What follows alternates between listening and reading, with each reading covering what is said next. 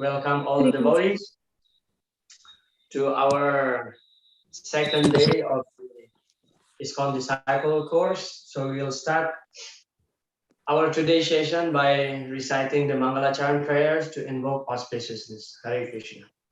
Hare Krishna. Om Jnana Tinirandasya Jnananjana Salakaya Chakshur Unmilitam Jena Tasmat Shri Gurave Namaha Sri Chaitanya Manobhistam Stapitam Yena Bhutale Swayam Rupa Kadamahyam Dadati Shwapadantikam Vandeham Sri Guru Sri Juta Pada Kamalam Sri Gurun Vaishnavam Cha Sri Rupam Sagrajatam Shahagana Raghunatam Vitam Tam Sajivam Sadvaitam Shavadutam Parijana Saitam Krishna Chaitanya Devam Sri Radha Krishna Padan Sahagana Lalita Sri Visakanvitam Cha He Krishna Karuna Sindhu Dinabhandhu Jagatpate Gopesha Gopika Kantha Radha Kantha Namostute Tapta Kanchana Gaurangi Radhe Vrindavaneshwari Vrishabhanu Sute Devi Pranamami Hari Priye Vancha Kalpatarubhyascha Kripa Sindhubhya Evacha Patitanam Pavanebhyo Vaishnavebhyo Namo Namaha Jai Shri Krishna Chaitanya Prabhu Nityananda Shri Advaita Gadadhara Sivasadi Gaura Bhakta Vrinda Hare Krishna Krishna Krishna Hare Hare Hare Rama Rama Rama Hare Hare Mukam Karoti Vachalam Pangungam Gayate Girim Jat Kripa Tamaham Bande Shri Gurun Vinataranam. Hare Krishna. So once again, welcome. So that prayer that we just now recited, Mukam Karoti Vachalam Pangungam Gayate Girim Jat Kripa Tamaham Bande Shri Gurun Vinataranam. So the meaning of that verse is that by the mercy of the spiritual master, even a dumb person can speak very eloquently, and even a lame person can cross the mountain and ocean. So such a power of the mercy of the spiritual master. Hare Krishna. Hare Krishna.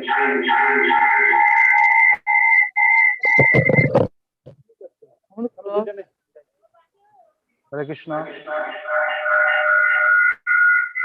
Okay, it seems that you are having the same issues like yesterday.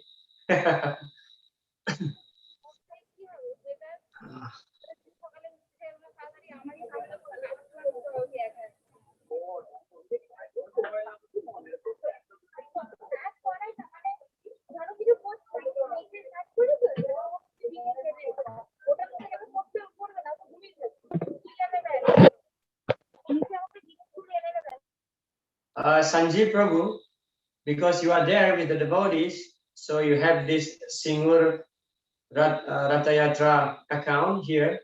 So you can remain muted and you just unmute the Singur Ratayatra and you speak through this account.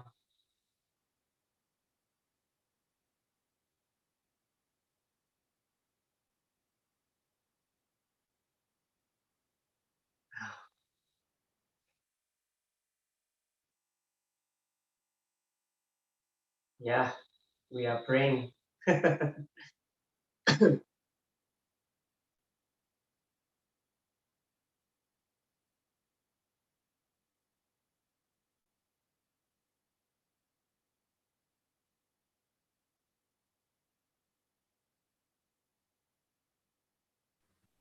আপনি আপনার মাইক্রোফোনটা বন্ধ। জয় শ্রী মাতাজি। আপনি হ্যাঁ। So, Prabhu, now is everything okay? Yeah, Prabhu. Jai, Srila Prabhupada ki jai. Yeah. So, yeah, I repeat again that prayer, Mukham Karoti Vachalam. So, by the mercy of the spiritual master, even a dumb person can speak very eloquently. Even a lame person can cross the mountain and ocean. So, such a power of the mercy of the spiritual master. তো গুরুর কৃপা এমনই একজন কৃপা মুখম করতি বাচালম, যে কিছুই জানে না গুরুবর্গের কৃপায় সে অনেক কিছু ভগবানের তত্ত্ব কথা বলতে পারে। এবং যিনি চলতে পারেন না তিনি সমুদ্র বা পাহাড়ের মতো যে কোনো পাহাড়কে ক্রস করতে পারেন। So yesterday we have discussed about the Guru Tattva and also the Guru Parampara. Who is the spiritual master? The spiritual master is the representative of Lord Krishna. Therefore, he is non-different from Krishna. But at the same time, we have to be always cautious that he is not God. Although he is non-different from Krishna, but he is not God. Okay. তো আগামীকাল আমাদের আলোচনার বিষয়গুলো যেগুলো ছিল গুরু পরম্পরা এবং তার বিষয়ে অনেক কিছু সেখান থেকে আলোচনা করা হয়েছিল, যে গুরু এবং শিক্ষা গুরু এই সমস্ত বিষয়ে।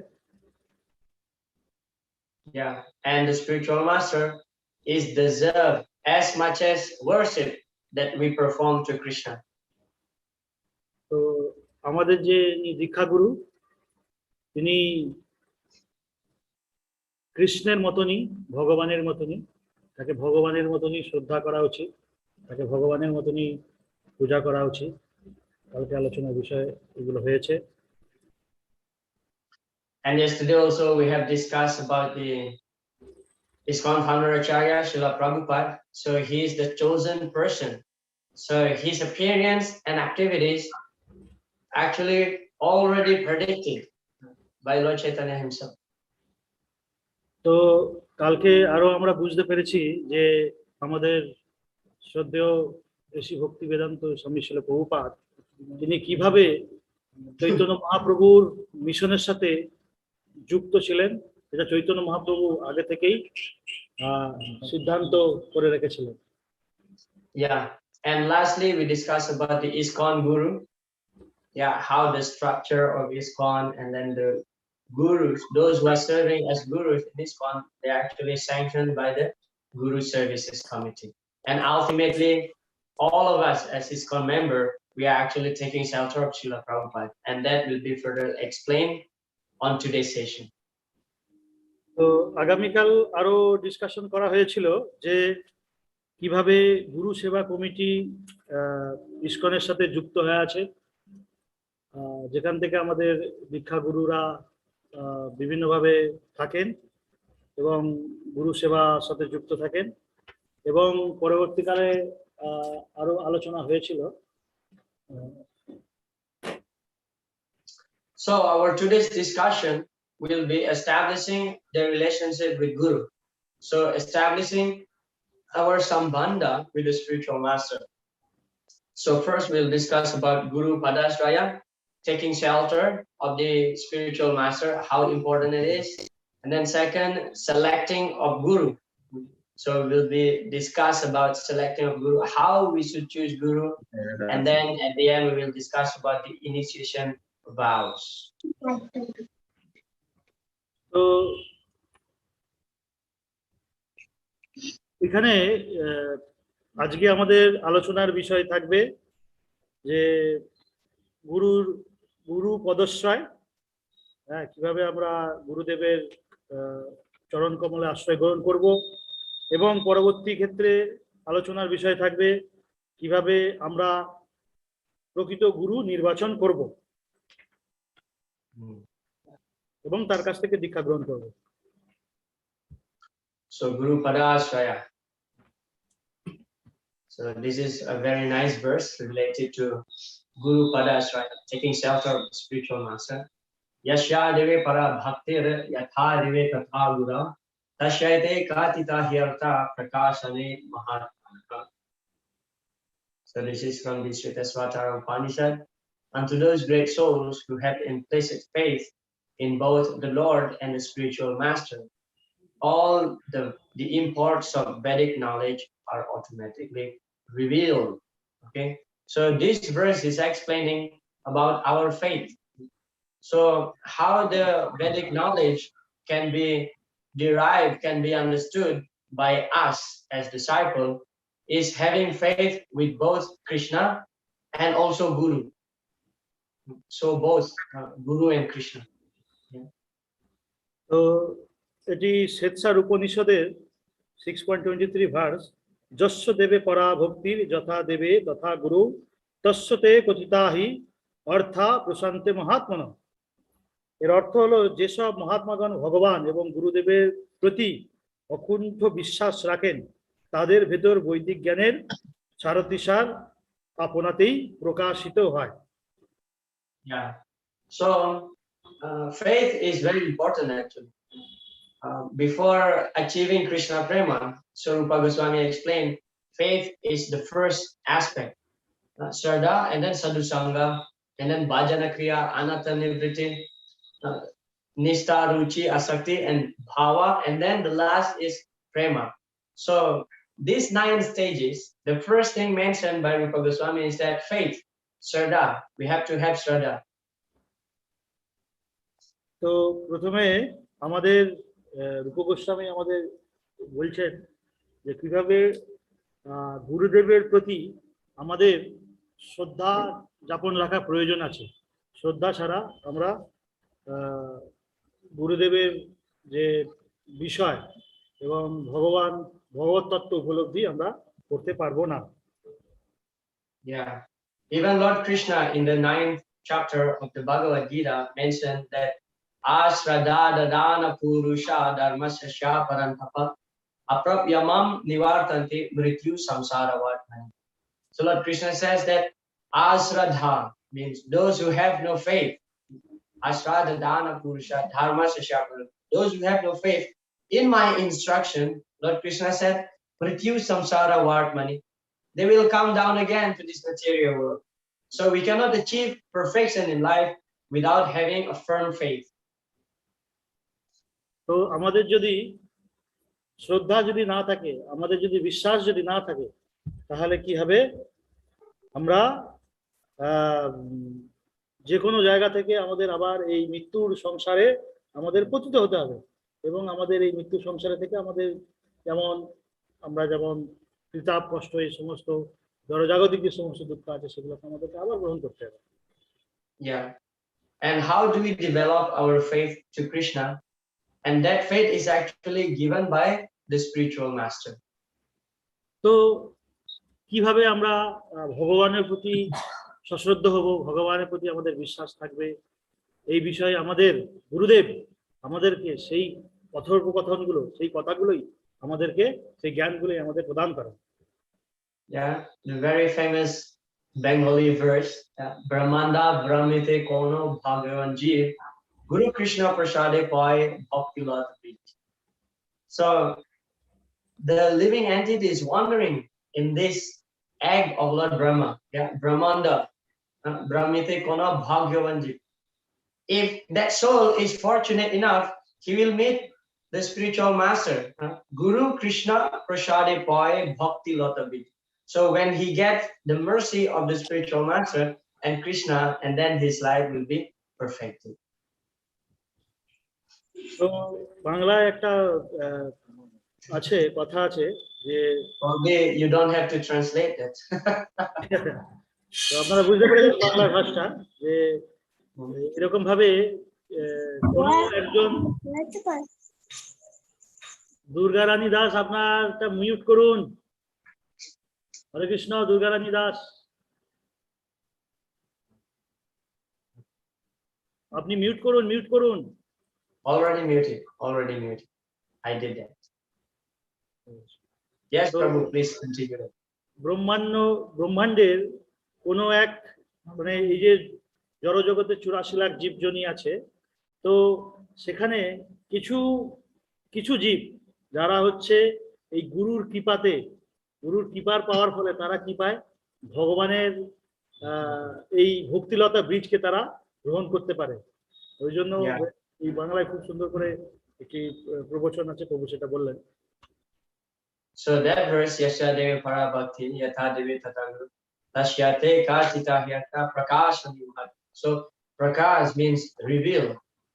The essence of the scripture of the Vedas will be revealed to us when we get the mercy of the spiritual master and also the mercy of the Lord. Yeah.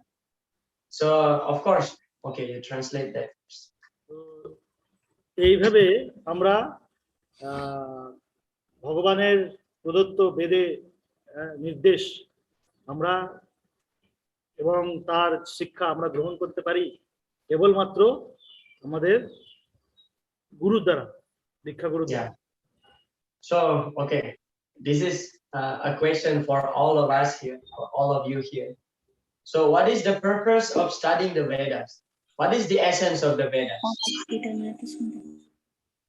মাতাজি আপনি বারবার এটা অন করে ফেলছেন, দুর্গারানী Das.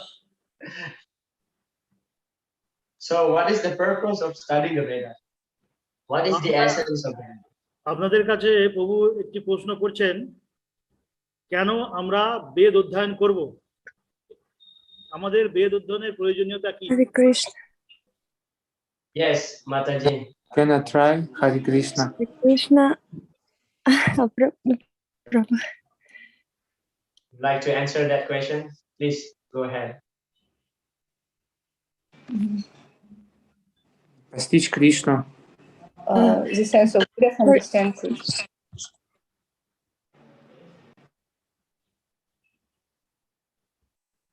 So, what is the purpose of studying the Vedas?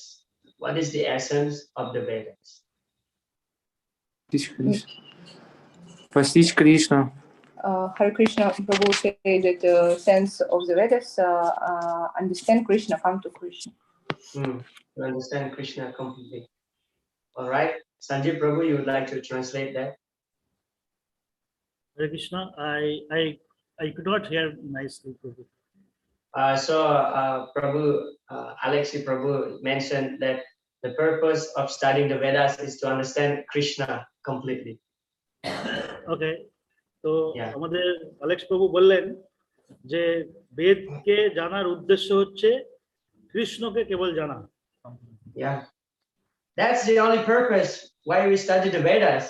We study the Vedas not to become a scholar, but we study the Vedas just to understand Krishna, to understand Krishna Tattva. Yeah. তো বেদকে অধ্যয়ন করার উদ্দেশ্য, প্রকৃত উদ্দেশ্য হলো যে কোনো degree পাওয়া নয়, বেদকে জানার প্রকৃত উদ্দেশ্য হচ্ছে কেবলমাত্র শুধুমাত্র ভগবান শ্রীকৃষ্ণকে জানা। Krishna says in the Bhagavad Gita, chapter 15.15, yeah, Vedaista sarvair aham eva vedyo vedanta krit vedavid eva chaham. The purpose of studying the Vedas is to know me, Krishna said, to know Krishna. Vedanta krit, because Krishna is the compiler of the Vedas. Vedavid, because Krishna is the knower of the Vedas. So the only purpose of studying the Vedas is to understand Krishna, to know Krishna's position. তো এই 15 অধ্যায়ে 15 নম্বর শ্লোকে ভগবান স্বয়ং বলছেন যে বেদে একমাত্র বেদের যে জ্ঞান তা হলো আমাকে সম্পূর্ণরূপে জানা, এবং এই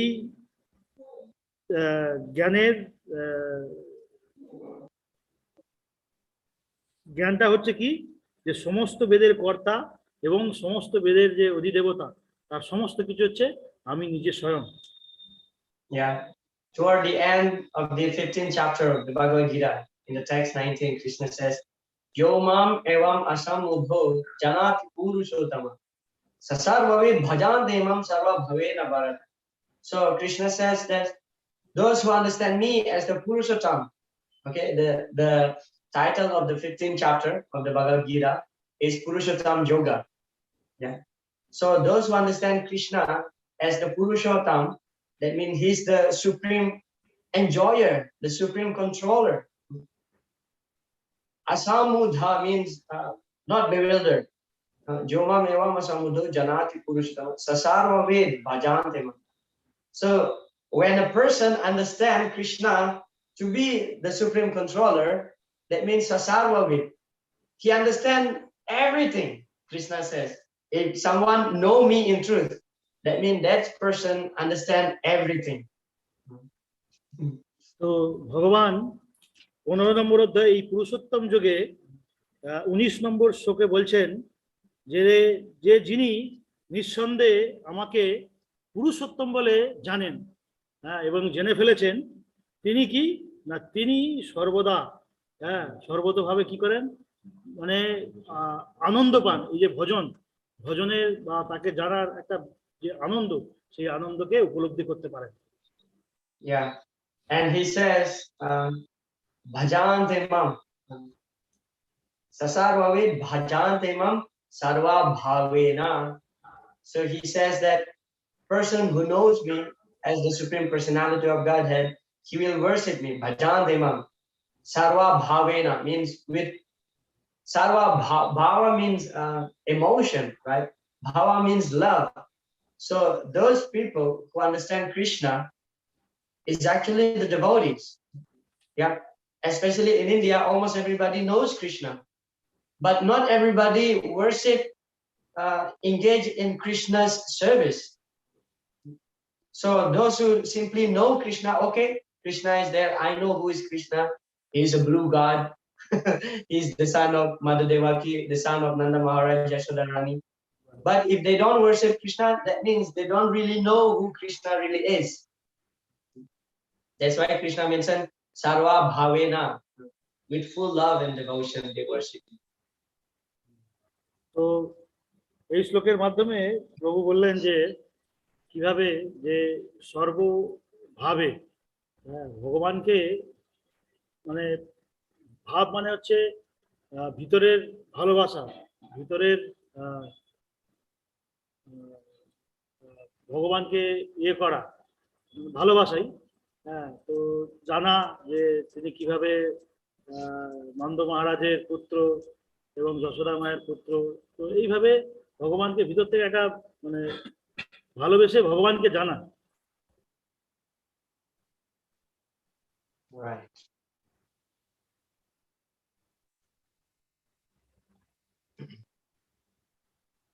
Yeah.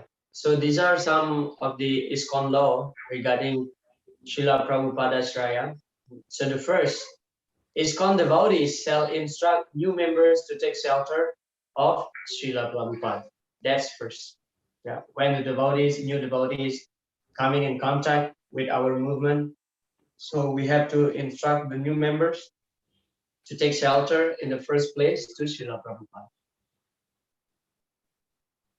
তো ইসকনে যারা ভক্ত হতে চাইছেন বা ভক্ত হওয়ার যারা চিন্তা ভাবনা করেছেন, তাদের প্রথমেই মনে রাখতে হবে যে আপনারা কার চরণাশ্রয় করছেন, আপনারা কেবলমাত্র প্রভুপাদের চরণে আশ্রয় গ্রহণ করছেন। Yeah. And then second, ISKCON members shall choose when and from whom they wish to request initiation.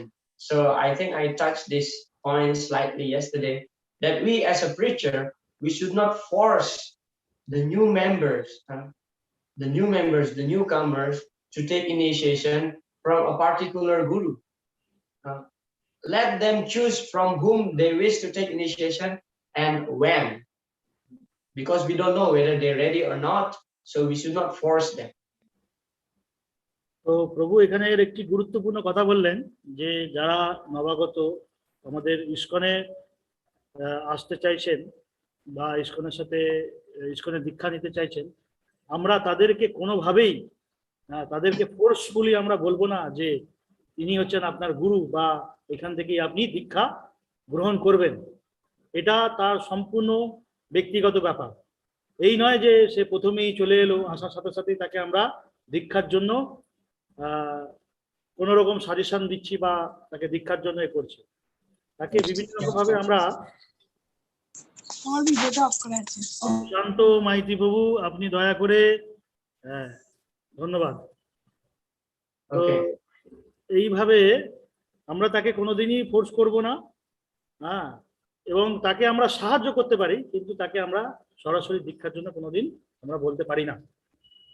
Yeah, sometimes we find in our movement, in our own movement in ISKCON, that some preachers, they are very eager to to push a new member to take initiation from their gurus. So this is not correct attitude. Yeah, they are pushing people. Yeah, you have to take initiation right now from my Guru Maharaj. Is blah blah blah blah and so on. So no, that is actually not a very correct attitude. So we let them to choose their guru, okay? Because this is about their relationship with the guru.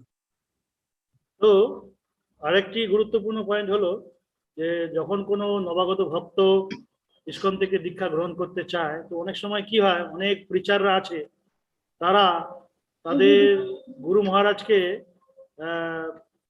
ওনারা নিয়ে চলে আসেন, নিয়ে এসে সামনে নিয়ে এসে বলেন যে আপনারা এই গুরু মহারাজ থেকে দীক্ষা গ্রহণ করুন, এইভাবে দীক্ষা গ্রহণ করুন। তো অনেক কথা, আমার গুরু মহারাজ এই সব বলে বলে আপনাদেরকে সেই গুরু মহারাজের দীক্ষার জন্য কি করতে পারে, আপনাকে উৎসাহ করতে পারে। কিন্তু উদ্দেশ্য হচ্ছে একটাই, গুরু আর শিষ্যের রিলেশন তৈরি করা। তো আপনাকে আপনার গুরুদেবকে নিজে থেকে সুস্থ বিচারে আপনাকে নির্বাচন করতে হবে। Yeah, because when we are choosing a spiritual master, we should understand first of all what is my mood.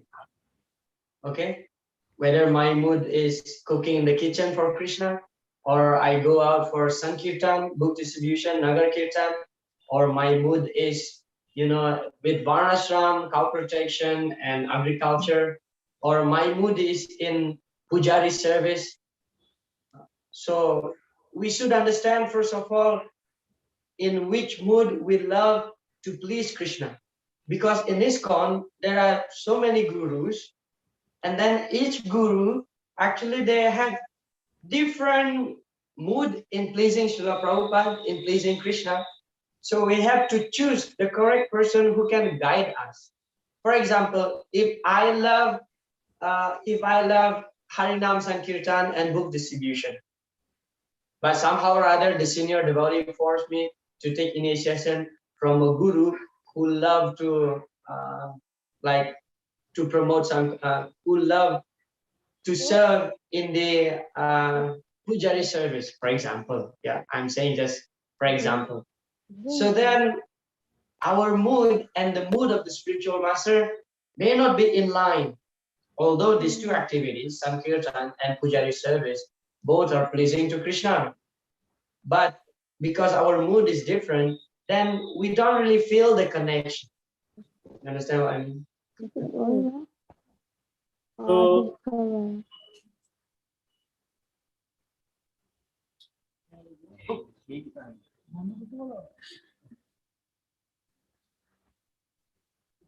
হরে কৃষ্ণ।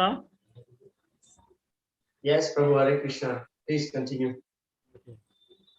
তো ঘটনা হচ্ছে যে আমাদের ইস্কনে গুরুরা যে আছেন, তো গুরুরা বিভিন্ন রকম সেবা কাজের সাথে সরাসরি তারা গুরু মহারাজরা প্রভুপাদকে সেবা করছে, এবং প্রভুপাদ বিভিন্ন তার শিষ্যদের বিভিন্ন কাজের ভিত্তির ওপর তাদেরকে গুরু মহারাজ করেছে, বিভিন্ন সেবা প্রদান করেছেন। যেমন কিছু গুরু মহারাজকে সংকীর্তন ডিপার্টমেন্ট দেখিয়েছেন, কিছু গুরু মহারাজকে পূজারি ডিপার্টমেন্ট রেখেছেন, কিছু গুরু মহারাজকে মন্দির নির্মাণ এবং অন্যান্য প্রচারের জন্য রেখেছেন, কিছু গুরু মহারাজকে গ্রন্থ লিখতে দিয়েছেন। যদি এরকম দেখা যায় আমার সংকীর্তন এবং গ্রুপ প্রচারে আমার ইন্টারেস্ট, আমার ভালো লাগে, তাহলে আমি যদি অন্য একটা গ্রন্থ লেখনে যদি আমাকে যদি পাঠিয়ে দেওয়া হয়, আমার কি ভালো লাগবে? কখনই ভালো লাগবে না। তো সেক্ষেত্রে প্রভু বলতে চাইছেন যে আমাদেরকে সেরকম ভাবেই গুরু মহারাজ নির্বাচন করতে হবে যেটা আমার ভালো লাগে। হ্যাঁ, অনেক গুরু মহারাজ আছেন যারা এই বিভিন্ন রকম অনেকেই আছে সেবার সাথে যুক্ত আছে। তো আমাদের ভালোবাসার উপর, আমাদের প্রয়োজনীয়তার উপর আমাদের গুরু মহারাজকে নির্বাচন করতে হবে। Yeah. And then the next one is that they must focus their attention on Srila Prabhupada as the founder Acharya and as their preeminent Siksa Guru. So the new members should learn, actually, in the first place, should be introduced as much as possible to Srila Prabhupada, and they should at least actually read Srila Prabhupada's Lilamrita to understand Srila Prabhupada's position. So that's first. And that's number 3.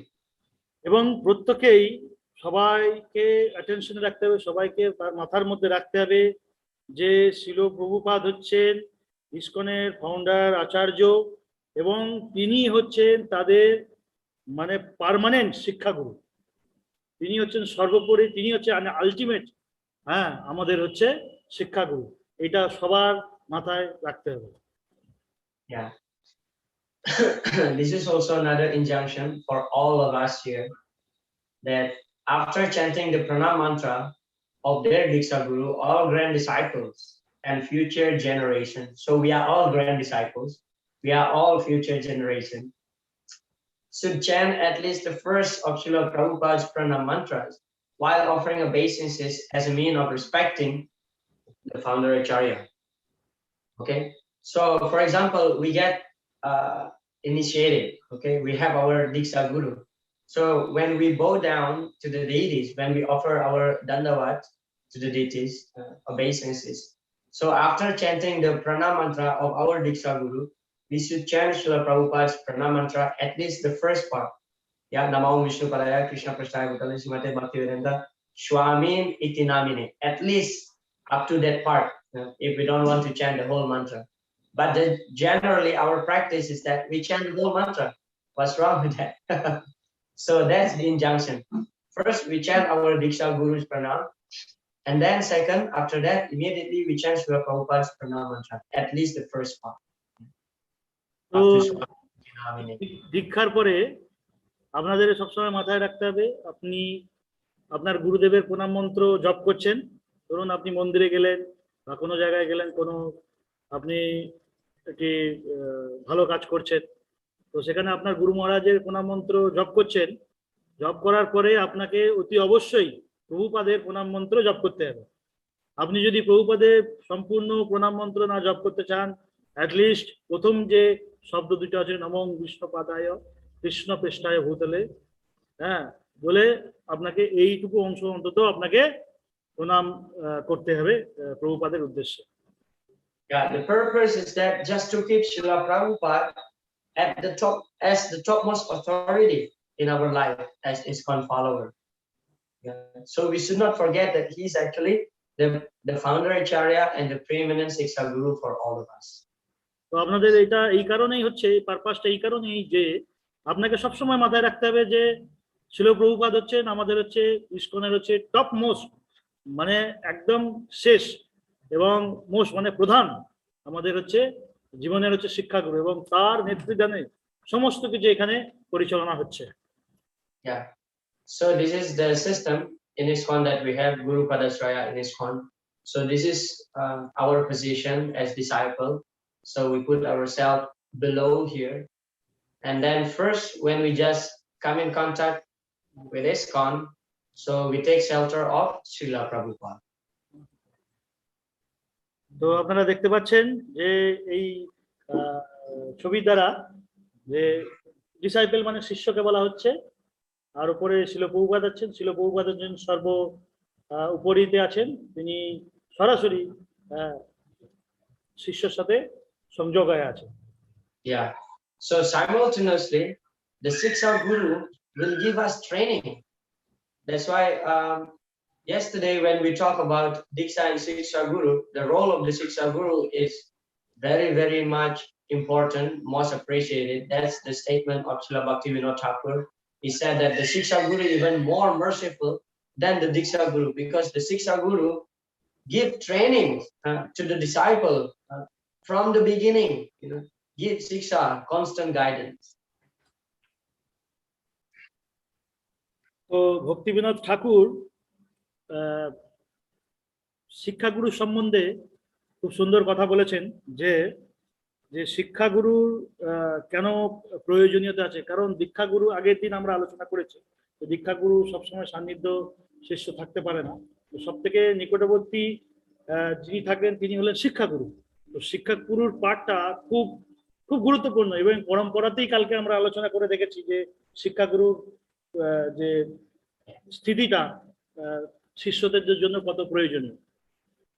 Yeah, so after getting enough training, so the disciple now becomes mature, then he decided to take Diksha from a Bonafide guru in our disciplic succession. So in general, here we can see actually, we as disciples, we have three shelters. First, La Prabhupada, and then second, the Siksa Guru, and the third one is Diksha Guru. তো এইভাবে শিক্ষাগুরুর তত্ত্বাবধানে থাকার পর শিক্ষার্থী বা শিষ্য সর্বশেষে দীক্ষাগুরুর সান্নিধ্যে যায় এবং দীক্ষাগুরুর কাছ থেকে দীক্ষা গ্রহণ করে। অ্যাকচুয়ালি ঘটনাটা হচ্ছে এরকম যে প্রথমে একজন শিক্ষার্থী বা শিষ্য সে সরাসরি প্রভুপাদের চরণে আশ্রয় গ্রহণ করে প্রথমে সর্বোপরি, তারপরে সে শিক্ষাগুরুর মাধ্যমে শিক্ষা গ্রহণ করে। শিক্ষা গ্রহণ করার পর যখন তার শিক্ষা সমাপ্ত হয় তখন সে ইস্কনের প্রদত্ত যে গুরু মহারাজ আছেন তার কাছ থেকে দীক্ষা গ্রহণ করে। Yeah. So once I was asked, like in one of the ISKCON disciple course that I was conducted, so I was asked when I displayed this structure that we, in general, we have three shelters in ISKCON: first Prabhupada, and then Siksa Guru and Diksha Guru. So one devotee was asking, can we have Diksha Guru without accepting Siksa Guru? তো আমি যখন একটি class দিচ্ছিলাম তখন সেখানে যখন আমি তাদের বললাম আমাদের অ্যাকচুয়ালি এই তিনটে স্টেপে আমরা দীক্ষা গ্রহণ করি, প্রথমে প্রভুপাদ চরণাশ্রয়, তারপরে হলো শিক্ষাগুরু এবং শেষে দীক্ষা।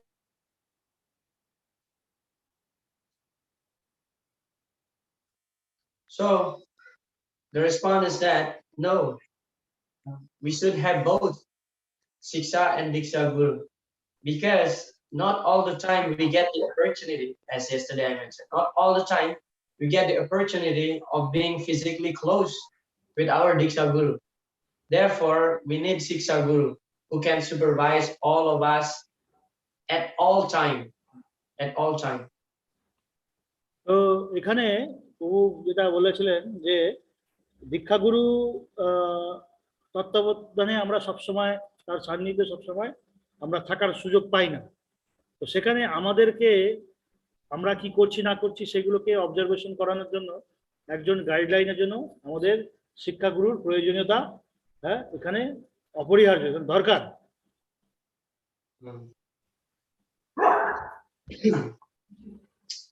So this is Srila Prabhupada's lecture.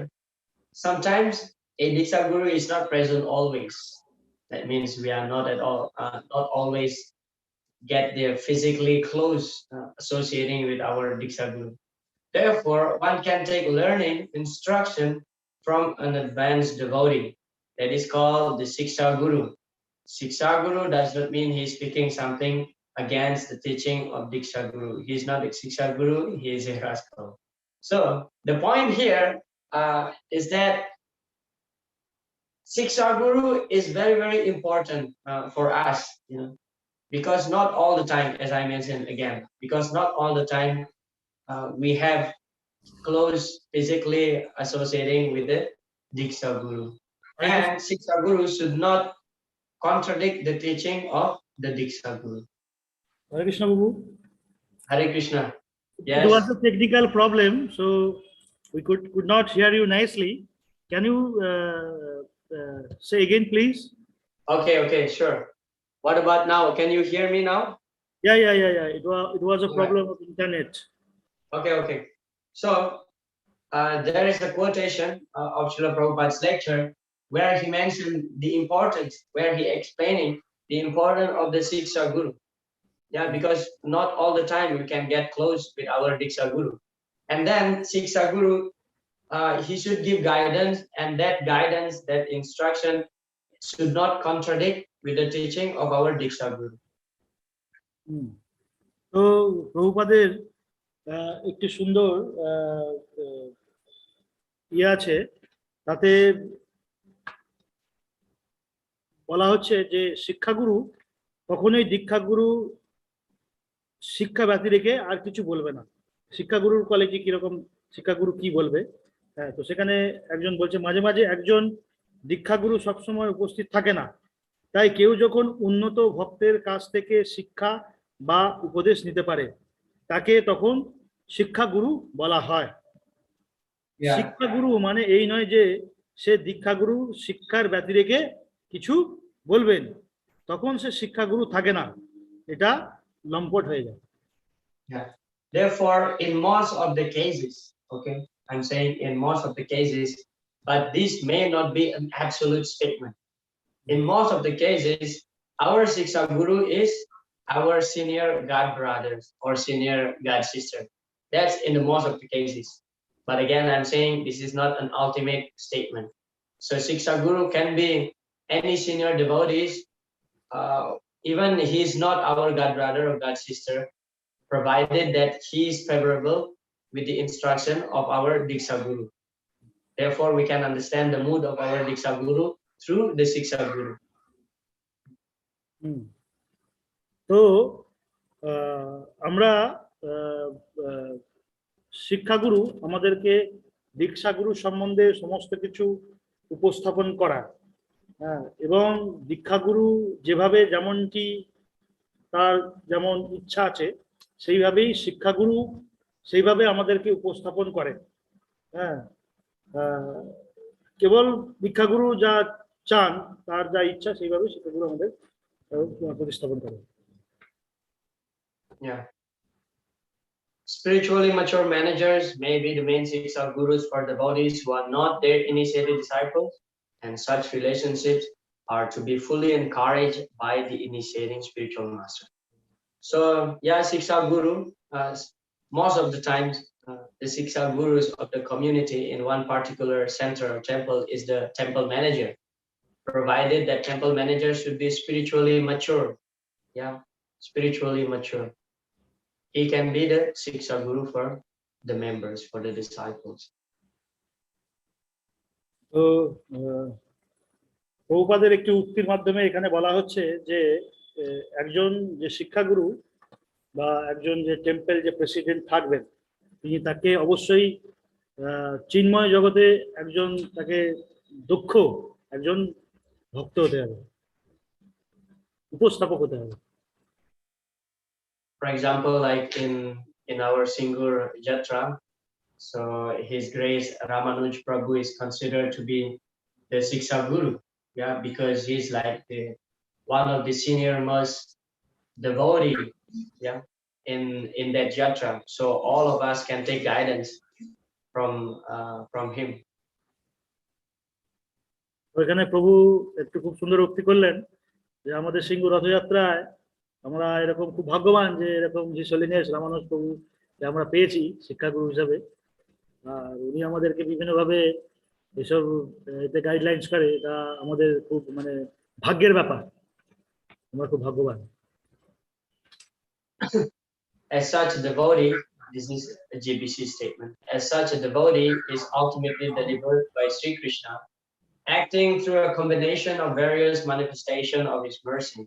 These include but are not limited. These include but are not limited to Chaita Guru, who is the Chaita Guru, the Paramatma. Srila Prabhupada, the Guru Parampara, once Diksha Guru, other Siksa Gurus, the holy name Shastra, and the 9 processes of devotional service. So these are all actually Krishna's manifestation of his mercy. Yeah, the manifestation of Krishna's mercy. So the Guru is actually Krishna's mercy. Shastra is Krishna's mercy. Guru means Diksha, both Diksha and Siksa. And Srila Prabhupada is Krishna's mercy. And the 9 processes of devotional service explained in the Srimad Bhagavatam 7th canto by Prahlad Maharaj is actually the manifestation of Krishna's mercy. And we can be delivered by taking shelter from all these combined together. তো এই উক্তিটা ছিল কৃষ্ণের কৃপার বিভিন্ন প্রকাশের মাধ্যমে একজন ভক্তকে তিনি চরম উদ্ধার করেন। এর মধ্যে রয়েছে চৈতগুরু, শিল প্রভুপাদ, গুরু পরম্পরা, শিক্ষাগুরু, অন্যান্য শিক্ষাগুরু, মহামন্ত্র, শাস্ত্র, নববিধ এবং অন্যান্য অনেক কিছু। তো এইভাবে শিল প্রভুপাদ এটা জিবিসি স্টেটমেন্ট। হ্যাঁ, তো কৃষ্ণের কৃপা প্রভুপাদ এইভাবে সকলের মধ্যে প্রসারিত করে।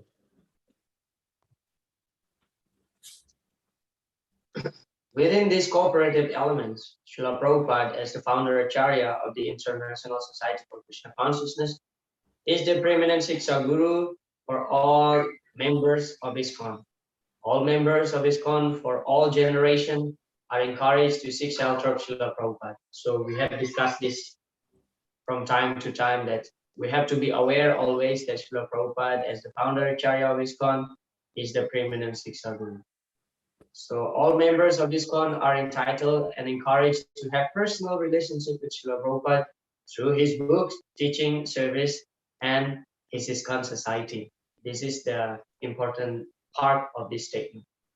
So first, Srila Prabhupada is the preeminent Siksa Guru, is the founder Acharya, and secondly, all of us should have personal relationship with Srila Prabhupada through his books, teachings, service, and the society. তো আপনাদের আবার পুনরায় বলা হচ্ছে যে কি না, এই ইস্কনের সব থেকে সর্বপ্রথম গুরুকে ছিল প্রভুপাদ, এবং তার শিক্ষাকে গ্রহণ করেই আমাদের শিক্ষাগুরুরা আমাদেরকে শিক্ষিত করে তুলবেন, এবং তার প্রভুপাদের আদর্শকেই একমাত্র এখানে শিক্ষাগুরুরা প্রতিটা শিষ্য বা ভক্তের মাধ্যমে সম্প্রসার করবে।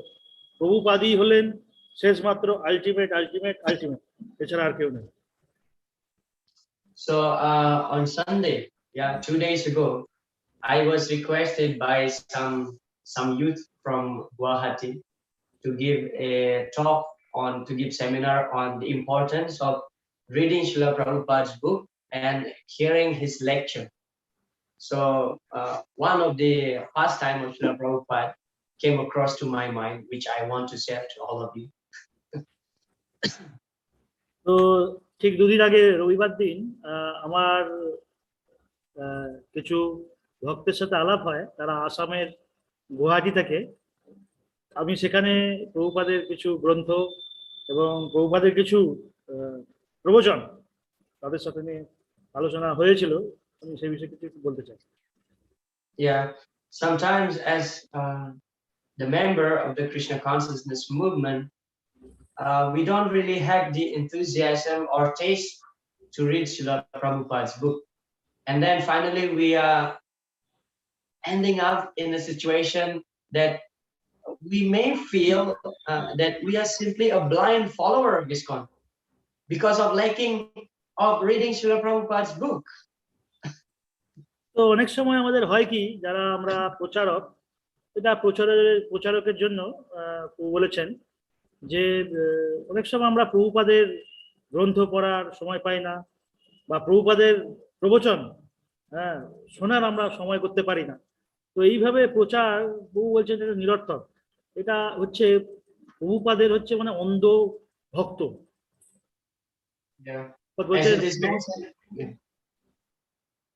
As it is mentioned in that statement, that all of us is actually encouraged to have personal relationship with Srila Prabhupada through his books, through his teaching. So sometimes we may feel that, oh, how can we have personal relationship with Srila Prabhupada? Srila Prabhupada is no longer physically present on the planet. অনেক সময় আমরা এটা মনে করি যে প্রভুপাদকে এখন আর শুনেই বা কি করব, তিনি তো ফিজিক্যালি তো এখানে নেই, তো এর কি কোনো প্রয়োজনীয়তা আছে, এরকম আমরা মনে করতেই পারি। Yeah, so come back to that past time that I want to share.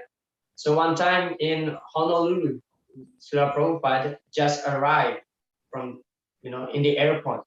So those days when Srila Prabhupada arrived in the Western countries, so many disciples perform kirtan, and so many media, reporter would like to record that Srila Prabhupada, this Indian Swami, has arrived here. They are very eager to take some interview from Srila Prabhupada. তো পূর্বকালে আগে একবার প্রভুপাদ যখন ধরাধামে ছিলেন তখন হনুতে প্রভুপাদ সেখানে গেছিলেন এবং সেখানে বিভিন্ন রকম রিপোর্টাররা সেখানে ছিলেন এবং প্রভুপাদের কথোপকথন এবং তার ডিসাইপেল সেখানে সংকীর্তন প্রকীর্তন অনেক কিছু হচ্ছিল, তারা সেইগুলো রেকর্ডিং করতে সেখানে পৌঁছেছিলেন। So it was a big crowd, really big crowd. The devotees very enthusiastically welcomed Srila Prabhupada. And the devotees, they are very eager just to get a glance of Srila Prabhupada's eyes. Just when Srila Prabhupada look at them, so they feel like really touched by Srila Prabhupada's glance. তো সেখানে অনেক ভিড় ছিল, অনেক জমায়েত ছিল, অনেক ভক্ত ওখানে অনেক সবাই এসেছিলেন। তো সবাই প্রভুপাদকে দর্শন করতে এসেছিলেন। তারপরে প্রভুপাদ যখন সেখানে নেমে যখন সকলকে যখন দর্শন করলেন, প্রভুপাদ যখন সবার দিকে তাকালেন, তখন তারা নিজেকে এরকম মনে করলো যে তারা অসীম কৃপা, কোথা থেকেও যেন একটা কৃপা তারা পেয়ে তাদেরকে একজন মানে কি বলবো মানে কৃপাধন্য বলে নিজেকে মনে করলেন তারা। Yeah. So one of the reporter, one lady, so she was asking Srila Prabhupada, so Swamiji, right on the spot, so Swamiji, what will happen to this movement after you leave? তো একজন মাতাজি reporter সেখানে প্রভুপাদকে জিজ্ঞাসা করলেন যে প্রভুপাদ, যে আপনি এত কিছু করছেন করছেন, এটা খুব ভালো, কিন্তু এরপরে আপনি চলে যাওয়ার পর এসব কে দেখবে? So now all the devotees very quietly, very silently waiting what would be the answer of Srila Prabhupada on that question. তো এরপরে এরকম ঘটনা শোনার পর প্রভুপাদের যারা ভক্ত ছিলেন তারা মানে খুব মানে শান্ত হয়ে গেলেন যে এরপর প্রভুপাদ কি প্রবচন দেবেন, কি উক্তি দেবেন এরপরে। Yeah, and Srila Prabhupada said, I will never die. And all the devotees shout, Hari Bol, very loudly. তো প্রভুপাদ বলেছিলেন যে আমি কখনো মরবো না। তো এইরকম শোনার পর অন্যান্য ভক্তরা প্রভুপাদের মানে যারা শিষ্য ছিলেন তারা হরিবোল বলে মানে উচ্চস্বরে করেছিলেন, বলেছিলেন। And then Srila Prabhupada continued, I will remain alive in my books and my teaching. তো প্রভুপাদ বলেছিলেন যে আমি জীবিত থাকবো আমার শিক্ষার মাধ্যমে, আমার গ্রন্থের মাধ্যমে। Yeah. So having heard that pastime, me personally having heard that pastime, Srila Prabhupada said that I will remain alive in my books and my teachings. So what does it mean? When we read Srila Prabhupada's book, actually we are directly associating with Srila Prabhupada, with his Vani, with his instruction. Because Vapu, we will discuss this probably tomorrow about Guru Vani and Vapu Seva. Vapu means physical body. It will last just until till this body remain alive. But Vani will remain there even the physical body is no longer present. So Vani is eternal manifestation of the Guru's instruction. তো এইভাবে শিক্ষা এবং প্রভু যেটা বললেন যে বপু, একটা হচ্ছে বপু সেবা এবং বাণী সেবা। তো বপু সেবা নিয়ে প্রভু কালকে আলোচনা করবেন সম্ভবত। তো বাণী সেবার মাধ্যমে বাণী এবং প্রভুপাদ যে ইনস্ট্রাকশন দিয়ে গেছেন যে শিক্ষা, তার মধ্যে আমরা সবসময় প্রভুপাদের যে তার যে ইচ্ছা এবং তার যে শিক্ষা, যে মানে তিনি যা বলতে চাইছেন তার মাধ্যমে আমরা সবসময় প্রভুপাদকে স্মরণ এবং তাকে সবসময় আমরা জীবিত রাখবো। Yeah. So when we read Srila Prabhupada's book, we are actually directly in contact with Srila Prabhupada. We are directly associating with Srila Prabhupada. And what is the result of associating with the Mahabhagavata like Srila Prabhupada? Sadhu Sangha, Sarva Sastre Koi, Lava Matra Sadhu Sangha, Sarva Siddhi Koi. It's like moment association with a great devotee. Actually, according to all the scriptures, Shastra, one will get perfection in his life. Sarva Siddhi Hoy, all perfection will come to one's life.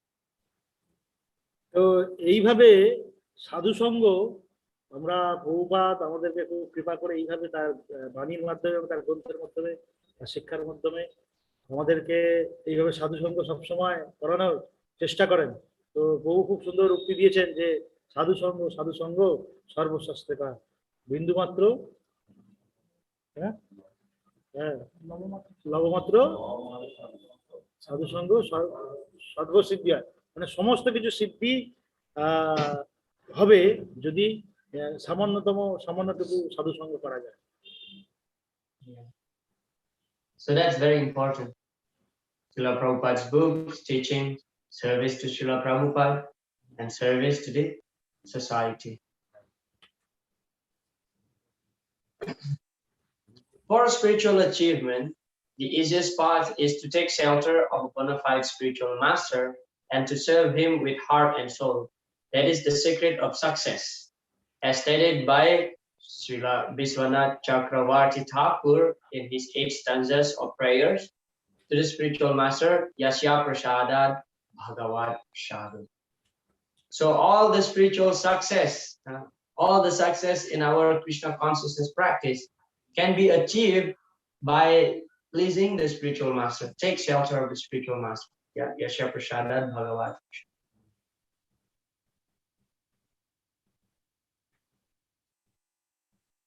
তো আপনারা এটা দেখলেন যে পারমার্থিক উন্নতি, আমি এটা একটু পড়ে শোনাচ্ছি, মানে লেখা আছে, পারমার্থিক উন্নতি সাধনের সবচেয়ে সহজ পন্থা হচ্ছে সদ্গুরুর আশ্রয় গ্রহণ করে সর্বান্তকরণে তাকে সেবা করা। কি হচ্ছে What does it mean taking shelter of the spiritual master? Taking shelter means to fully have faith on the spiritual master's instruction. তো দীক্ষার মানেটা কি? গুরুদেবের কাছে দীক্ষার মানেটা কি? দীক্ষার মানেটা হলো যে সম্পূর্ণভাবে গুরুদেবের প্রতি বিশ্বাস থাকা, সেটাই হলো দীক্ষা। In one lecture, Srila Prabhupada said, what is the use of simply saying, Gora Ami, Gora Ami. I belong to Lord Gauranga, I belong to Lord Gauranga, Gora Ami. But we don't serve Sri Chaitanya Mahaprabhu. So simply by claiming that I belong to Gauranga without performing service does not make us a qualified follower of Sri Chaitanya Mahaprabhu. So similarly, simply taking Diksha, and now we get the name Das, yeah, Krishna Das or Krishna Devi Dasi, whatever. Simply by taking Diksha, but not following the instruction of the spiritual master, it doesn't qualify us as a follower of the Guru. প্রভু যেটা বললেন যে আমি দীক্ষা গুরুর কাছ থেকে দীক্ষা নিয়ে নিলাম এবং তার প্রতি আমার সশ্রদ্ধা নেই, তো এতে কি কার্য সম্পন্ন হচ্ছে?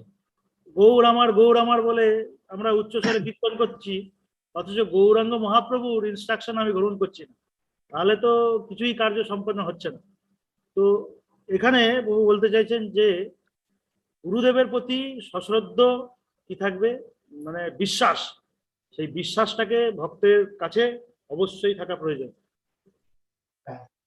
So just came across to my mind, I was listening Srila Prabhupada's series from various disciples of Srila Prabhupada. So this morning I was listening from His Grace Shyam Sundar Prabhu, one of Srila Prabhupada's first disciple. Yeah, he's the one who actually carved the Jagannath deities in San Francisco for the first Ratha Yatra that we conducted, ISKCON conducted. So he was narrating a pastime story.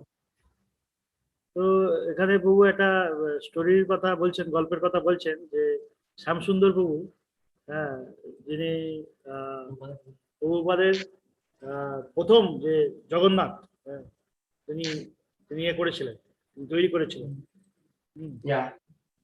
So once in San Francisco, in California, so the devotees are very enthusiastic, and of course in the beginning a lot of struggle in preaching. So Shyam Sundar Prabhu and Malati Mataji and other devotees, they are actually renting one flat, one building actually, one building, and they make that building as their temple. So their daily activities is they feed whoever come to the temple. Yeah, they feed whoever come to the temple free prasadam, and they go out for book distribution and so on. Like very intense preaching because Srila Prabhupada asked them to do that. তো সেখানে এই প্রভু যে বললেন শ্যামসুন্দর প্রভু, মালতী মাতাজি, তারা সেখানে একটি ঘর ভাড়া নিয়েছিলেন স্যান ফ্রান্সিসকোতে, এবং সেখানে তারা খুব সুন্দরভাবে এই প্রচার কার্য সম্পাদন করতেন। সেখানে নিয়মিত সেখানে ক্লাস হতো, সেখানে প্রসাদ ডিস্ট্রিবিউশন হতো, নগরে নগরে সংকীর্তন হতো, এইভাবে বিভিন্ন রকম অ্যাক্টিভিটি চলতো। Yeah. So one day they don't have money anymore. Now it's time for them to pay the rent of this building. So because most of the members, most of the new devotees, they don't work at that time. Jayananda Prabhu, he's a taxi driver.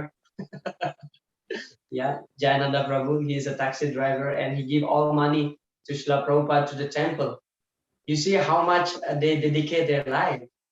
And then Shyam Sundar Prabhu thought that, oh, how can we manage this to pay the rent for this month of our building? And at the same time, the service should continue. তো সেখানে তাদের আর্থিক পরিস্থিতি এমন খুব একটা ভালো ছিল না যেখানে তারা এই প্রোগ্রামটাকে খুব সুন্দর করে চালিয়ে নিতে পারতেন। সেখানে এমন পরিস্থিতি ছিল যে তারা যে বিল্ডিংটা ভাড়া নিয়েছিলেন সেই বিল্ডিংটার ভাড়াও তারা দিতে পারতেন না। অনেক ভক্ত ছিল যেখানে, যারা এই জয়ানন্দ প্রভু কথা বললেন, যিনি একজন ট্যাক্সি ড্রাইভার ছিলেন, তো তাদের ইনকাম এতই কম ছিল যে তারা সেই ভাড়া দিতে পারতেন না। Yeah. And then in one morning, early in the morning, so while he was contemplating like this, Krishna says in the Bhagavad Gita, Yogaksema Moham Yaham, I will carry what you need and I will protect what you have. So now he was chanting on the street. Yeah, it was cold, snow, full of snow. He was chanting on the street early in the morning, and nobody in the street. Most of the people still sleeping.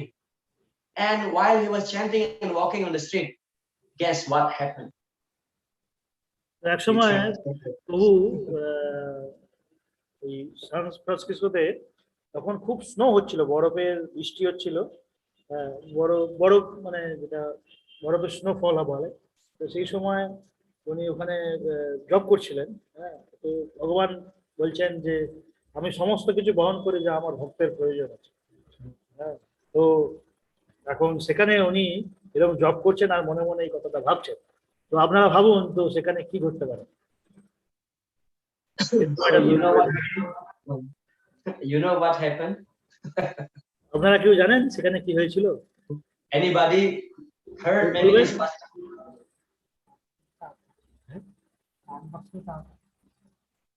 Ramanuja Prabhu says Prabhu got some money from there, one box of money. Exactly. So out of nowhere, $100 bill just flying from the sky out of nowhere. People still sleeping, and the money just, like just coming down from the sky. And that much money, a lot of money, more than what they need, and they pay the rent and continue the service. তো সেখানে কি হয়েছিল? Who sent those money? সেখানে প্রভু আগেই বলেছেন সেখানে প্রভু একা ছিলেন। প্রভু সেখানে একটু কাছাকাছি এগিয়ে আসুন না, তাহলে মাইক্রোফোন একটু এগিয়ে আসুন তাহলে শুনতে পাবেন। তো সেখানে কি হয়েছিল, আপনার যখন প্রভু সেখানে কেউ ছিল না, এর ভাই প্রভু ভাবছেন, তো হঠাৎ করে অনেক টাকা পয়সা হ্যাঁ সেখানে চলে এসেছিল। হ্যাঁ, এক বাক্স টাকা সেখানে উনি পেয়েছিলেন। তো চিন্তা করুন, সেখানে কেউ ছিল না, ছিল না, তবু কি টাকাটা কিভাবে এলো, এরকম আকাশে উড়ে উড়ে এরকম ভাবে উনি পেয়েছিলেন এই অর্থ। এবং সেই টাকা দিয়ে পরবর্তীকালে যেটা সেবা মন্দিরে যে সেবার প্রয়োজন ছিল সেই সেবাগুলো উনি করেছিলেন। So that's the power of simply having faith on our guru's instruction. You know, sometimes we get some instruction, and then when we face some difficulties, we want to run away. We want to run away. But Shyam Sundar Prabhu and other devotees, they remain faithful on Srila Prabhupada's instructions. Srila Prabhupada asked them to preach there, they continue their preaching. So Krishna sends whatever they need. Yoga Ksevam, Vaham Yaham. Krishna sends. তো আপনারা বুঝতে পারছেন যে এইভাবে মানে গুরুর প্রতি বিশ্বাস থাকার ফলে হ্যাঁ কিভাবে একটা সুন্দর একটা কার্য সম্পন্ন হয়েছিল।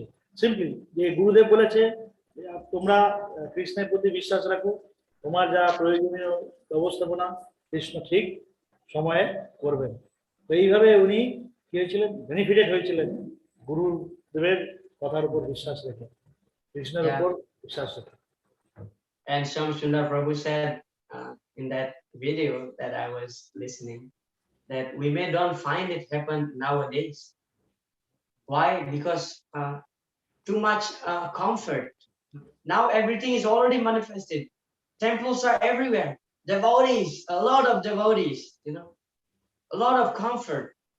So we don't have that intense surrender to Guru and Krishna. Therefore, that kind of situation may not occur because we don't have that intense faith to Guru and Krishna. We don't have such intense surrender to Krishna because too much comfort. এইভাবে যে বলেছিলেন শ্যামসুন্দর বাবু বলেছিলেন যে গুরুর কৃপায় আমরা এখানে একটা স্বর্গের মধ্যে বাস করছি। কি হবে? তো এখানে কি আমরা এরকম মন্দির পেয়েছি, ভক্ত সঙ্গ পাচ্ছি, হ্যাঁ, তারপরে আরো কত কিছু একটা সুন্দর। তো এইরকম স্বর্গের দেবতারাও হয়তো পায় না, তাদের কাছে দুর্লভ। তো আমরা কিভাবে পাচ্ছি সেগুলো পাচ্ছি। তো আমরা একটা মানে স্বর্গরাজ্যে বাস করছি এরকম ব্যাপার। উনি তার ভিডিওর মধ্যে এটা বলেছেন। And actually, when Shyama Sundar Prabhu was narrating that story, he was crying. He choked up and he couldn't speak. He was crying, remembering Srila Prabhupada's mercy. So he considered that money is actually Srila Prabhupada's mercy because he just surrendered everything to Srila Prabhupada. তো এইভাবে কি হলো যে শামসুদ্দর প্রভু তার ভিডিওতে একদিন কাঁদছিলেন এই ঘটনার পরে। তো ভিডিওতে কেঁদে কেঁদে বলছিলেন যে অ্যাকচুয়ালি এই টাকাটা প্রভুপাদই পাঠিয়েছে, গুরুর প্রতি বিশ্বাস থাকার বলে গুরু এই অর্থটা হ্যাঁ তিনি ব্যবস্থা করেছেন তার শিষ্যকে। Yeah. So that's the end of the presentation on Guru Padasraya. Whether any question or comment before we continue to the next discussion about how to select spiritual master. Of course, we already touched that briefly. তো এইভাবে আমরা গুরু পদাশ্রয়ের যাবতীয় বিষয় আলোচনা করলাম। আপনাদের যদি কোনো প্রশ্ন থাকে এর উপরে আপনারা জিজ্ঞাসা করতে পারেন। এরপরে আমাদের আলোচনার বিষয় থাকবে কিভাবে আমরা যথার্থ মানে দীক্ষা গুরুকে নির্বাচন করব।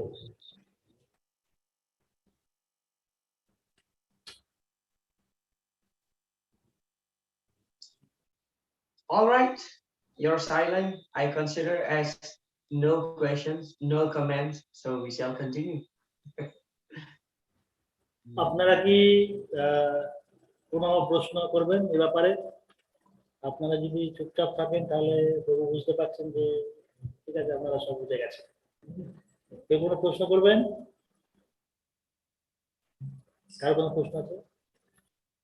So selecting Prabhu, one questions. Oh, okay. Yes, please.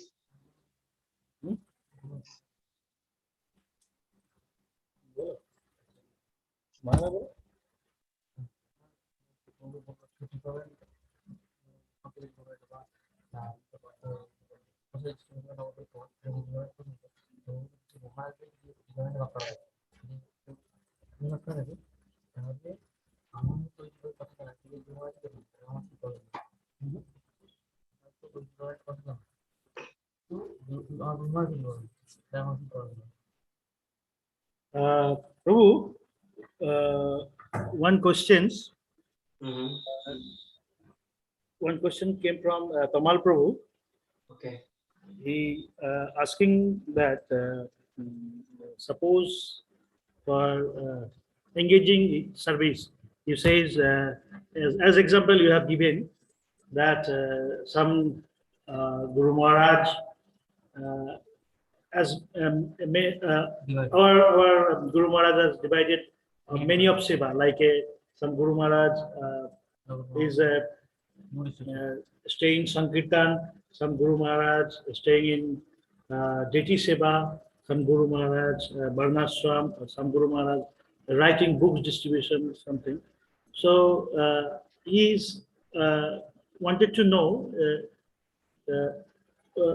is chosen Guru Maharaj is not in that which what seva is like, and his Guru Maharaj not engaging of that department. So what will be for him? Okay. So all the devotees here getting the question, probably you can say that in Bengali first for the benefit of those who are online. আপনাদের আপনাদের আপনারা বুঝতে পেরেছেন কমল বাবু কি বক্তব্যটা বলতে চাইলেন? ওনার বক্তব্য হচ্ছে প্রভু একটা ইয়ে করেছিলেন, এক্সাম্পল দিয়েছিলেন যে যে গুরু মহারাজরা বিভিন্ন প্রভুপাদের সেবার সাথে যুক্ত আছে। তো সেখানে কিছু গুরু মহারাজ গ্রন্থ লেখা সেবার সাথে যুক্ত আছেন, কিছু গুরু মহারাজ সংকীর্তনের সাথে যুক্ত আছেন, কিছু পেটি সেবার সাথে যুক্ত আছেন। তো তোমার প্রভু জানার ইচ্ছে যে তিনি একজন গুরু মহারাজকে মনোনীত করেছেন এবং সেই গুরু মহারাজ তার পছন্দের সেবার সাথে যুক্ত নেই, তখন তিনি কি করবেন? প্রশ্নটা বোঝা গেছে? So thank you very much. That's a very nice question. So first of all, I would like to give an example like this. When we go to a new place, for example, in a city or any place, and we don't know anything about that place. So nowadays we have the GPS. Yeah.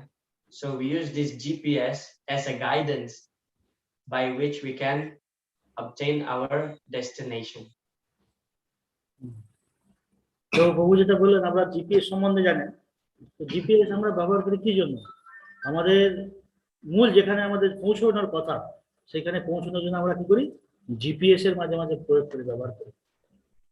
Yeah.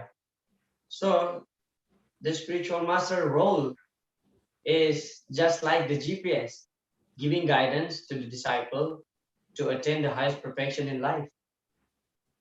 তো দীক্ষাগুরু কর্তব্য থাকে যে সেই তার শিষ্যকে সেই শিক্ষা দেওয়া যাতে সে সর্বোত্তম যে টেস্ট, সর্বোত্তম যে তার যে প্রফেশন সেই জায়গায় সে যেতে পারে।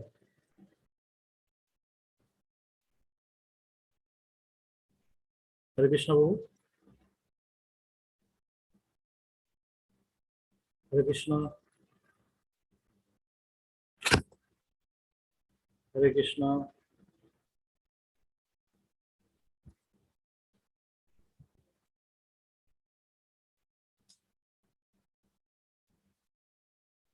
হরে কৃষ্ণ।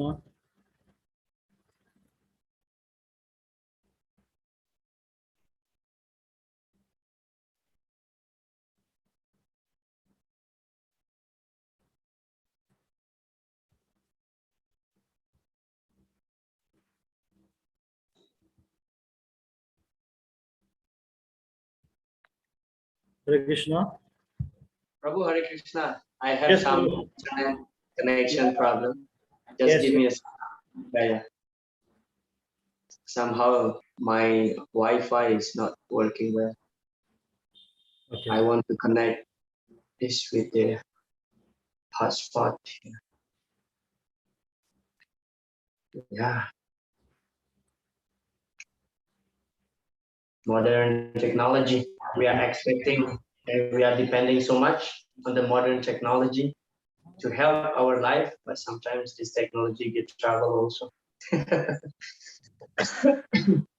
তো আমরা খুব দুঃখিত এই আধুনিক যুগে কিছু ইলেকট্রনিক্সের জন্য আমাদের মাঝে মাঝে সমস্যা হয়, তখন আমাদের প্রবলেম ফেস করতে হয়, তার জন্য আমরা দুঃখিত। Yeah, so just as I mentioned that the role of the spiritual master is to giving us guidance in which we can obtain the highest destination in life, highest perfection in life. তো যেভাবে প্রভু বলছিলেন যে আমাদের spiritual master মানে দীক্ষাগুরু, তিনি আমাদেরকে সবসময় কি করেন, গাইডলাইন করেন কোথায় আমাদের সর্বোত্তম, আমাদের যেখানে পৌঁছানোর কথা সেখানে নিয়ে যাওয়ার জন্য। Yeah, Srila Rishabhadev Maharaj in the 5th canto of Srimad Bhagavatam explained to his son, yeah, Guru nasashyad swajano nasashyad pita nasashyad janani nasashyad daivam natachyam napatecha shashyam namo chayetya samupetyam rityum. The first thing he mentioned is Guru nasashyad. One should not become a guru if namo chayetya samupetyam rityum, if he cannot deliver his disciples from the repetition of birth and death. So that's the responsibility of being a guru. You have to be able to deliver your disciples. তো গুরুর প্রকৃত প্রধান যে কাজ, হ্যাঁ, সেটা কি, তাকে শিষ্যকে অবগত করা প্রথমে কি জন্ম এবং মৃত্যুর সম্বন্ধে, জন্ম কি জন্য হয়েছে এবং তার মৃত্যুই বা কেন, সে সম্বন্ধে অবগত করা।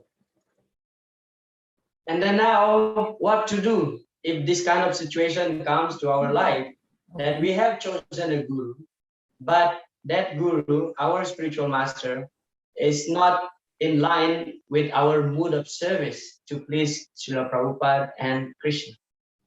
What to do if this kind of situation arrive in our devotional practice? Hare Krishna, Prabhu. Hare Krishna, Prabhu. Yes. Can you repeat, please, this? Yeah. So this kind of situation comes to our life as devotees, that we already chose a spiritual master. We chosen a spiritual master, but his mood is not in line with our mood. So what to do now? তো এরকম ক্ষেত্রে কি হয় যে অনেকে প্রশ্ন করছে, যে প্রশ্নটা ছিল এরকম পরিস্থিতিতে আমার স্পিরিচুয়াল মাস্টার মানে যে যাকে আমি গ্রহণ করেছি বা করতে চলছি, তিনি আমার পছন্দের সার্ভিসের সাথে যুক্ত নন, আমার পছন্দের সেবার সাথে যুক্ত নন, সেখানে আমার করণীয়।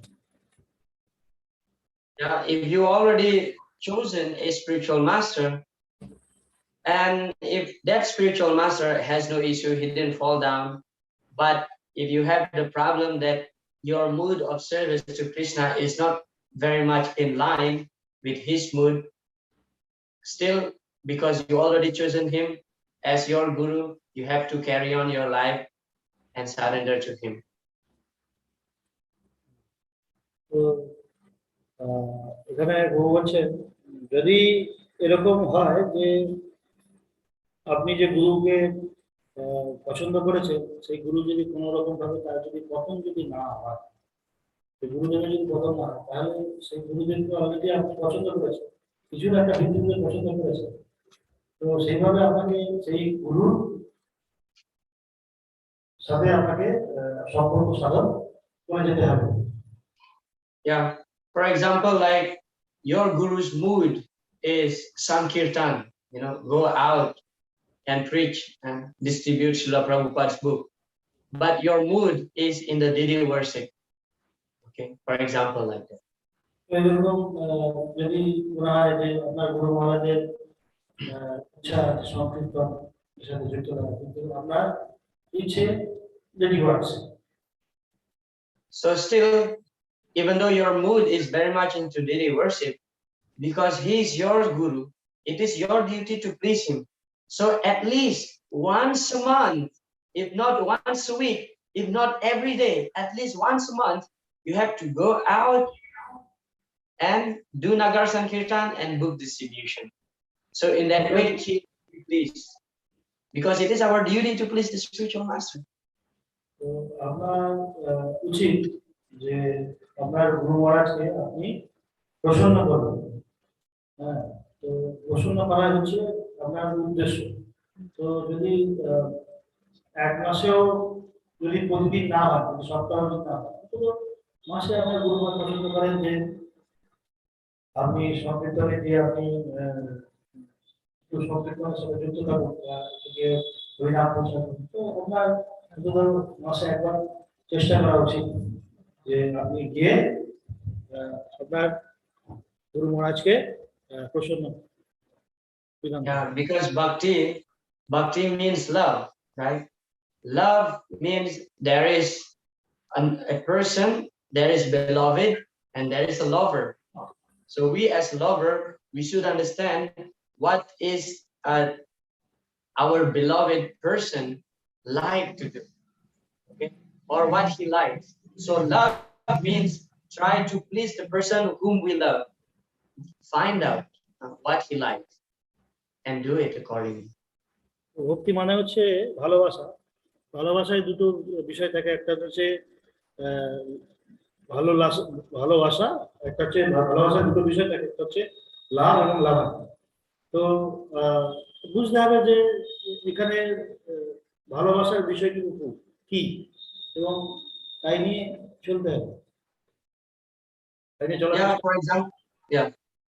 For example, at home, because most of us here are grihastha. For example, at home, the relationship between husband and wife, for example. So if your husband, I'm telling the Matajis here, if your husband love to eat rice, dal, sabji, so cook what he likes. Even if you don't really like it, for example, you prefer to eat chapati than to eat rice, but because your husband love to eat rice, so cook rice. Even if you don't really like rice, you must cook rice. Okay, so this is love. Why you cook it? Because you love your husband. You want to please your husband. Yeah, as a wife, although you prefer chapati more, so you should cook rice for your husband in order to please him. তো এভাবে বোঝাতে চাইছেন যে একজন স্বামী স্ত্রীর একজন প্রকৃত উদাহরণ দিচ্ছেন, যে বাড়িতে স্পেশালি স্ত্রীর কথা বলেছে। স্ত্রী সর্বদাই তার স্বামীকে ভালোবাসেন এবং স্বামীকে প্রসন্ন করার চেষ্টা করে। সাপোজ ধরুন কোনো স্ত্রী পছন্দ করে বাড়িতে ভাত, ডাল, তরি-তরকারি পছন্দ করেন এবং স্বামীর পছন্দ হচ্ছে চাপাতি বা এরকম কিছু রুটি। তো স্ত্রী কি করেন, স্বামীর প্রসন্ন বিধানের জন্য কি করে, সেই চাপাতি তৈরি করে। এবার গুরুদেবকে প্রসন্ন করা মানে হচ্ছে কৃষ্ণকে প্রসন্ন করা, প্রথম কথা সেটা বুঝতে হবে। গুরুদেব প্রসন্ন হলে তবে কি হবে, কৃষ্ণ প্রসন্ন হবে। Yeah. So yeah, at least because love means we sacrifice. Okay, bhakti, sacrifice is one of the aspects of bhakti. So sacrificing our comfort for the pleasure of Krishna. This is the real meaning of tapasya. We undergone some kind of difficulties. We give up our comfort zone to please Krishna, to please Guru. So that's actually a real bhakti. প্রকৃত ভক্তি মানে হচ্ছে ভালোবাসা। তো প্রকৃত ভালোবাসা কি, যে স্যাক্রিফাইস। আপনার কিছু বিষয় অপছন্দ থাকতেই পারে, কিন্তু প্রকৃত ভালোবাসা কি, যে আপনার গুরুদেব যা ভালোবাসে সেই ভালোবাসাকে আপনাকে কি করতে হবে, সেই ভালোবাসার জায়গাটা আপনাকে দিতে হবে আপনার গুরুদেবকে। তবে সেটা হলেই গুরুদেব কি হবে, প্রসন্ন হবে। So that's for the situation for the devotees who already chosen their gurus. তো এইভাবে শিষ্য তার গুরুদেবকে পছন্দ করেন এবং নির্বাচন করেন। And for those who have not fixed a spiritual master, to be their guru. So the next discussion will be about that, how to choose the spiritual master.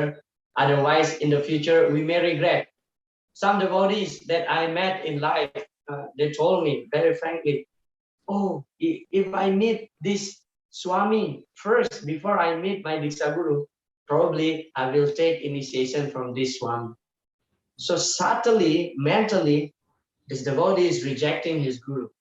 So this should not happen into our life. Therefore, there should be very scrutiny, consideration before surrendering ourselves to a particular person to become his disciple. তো এরকম অনেক ঘটনা ঘটে। এরপরে প্রভু আলোচনা করবেন যে গুরু কোন প্রকৃতির গুরু আমাদের নির্বাচন করা প্রয়োজন, গুরু কিরকম আমাদের নির্বাচন করা প্রয়োজন। আসল বিষয়টা যদি আমরা না বুঝতে পারি, আমরা যদি হৃদয়ানন্দ না পারি, তো প্রভু একটা ভালো উদাহরণ দিচ্ছে। তো অনেক সময় অনেকে প্রভুকে জিজ্ঞাসা করেন যে আমি এরকম গুরু পছন্দ করতাম, আমার এরকম ইচ্ছা ছিল, কিন্তু এখন আমি এরকম গুরু তত্ত্বাবধানে আছি, তো আমার এখন কি করা উচিত, আমি কি করব। তো এটা একটা মানে খুব খারাপ চিন্তা ভাবনা, এরকম আমাদের করা উচিত না। আমাদের গুরু কেন নির্বাচন করতে হচ্ছে এবং গুরুদেব কেন, সেটা আমরা আমাদেরকে বুঝতে হবে, সেটা আমাদের হৃদয় থেকে বুঝতে হবে কেন। Yeah. So let's go to the next discussion. Time is moving. Okay. Who is this in the chat? Okay. Devotees from China would like to ask question. Okay, please ask that, and then we shall move on. Yes, Mataji, please ask your question. Hare Krishna, thank you so much. Could you again, we a little bit didn't understood about how you answer. Like, can you explain to us again about mood? Because if I right understand that if we're talking about mood, so like if we have different like desire, yeah, maybe if we in very high level, yeah, our mood like really can be different. Like in spiritual world, someone have like some groups, but in the beginning, how we can understand that maybe it's my mood, but this mood in the beginning maybe just my last. So how this compare? And I read one time Shrutakirti Prabhu, he says that I was servant of Srila Prabhupada, and my duties was do everything what Prabhupada asked, like follow his desire and be invisible. So like it's our mood, like be servant and do what Guru wants.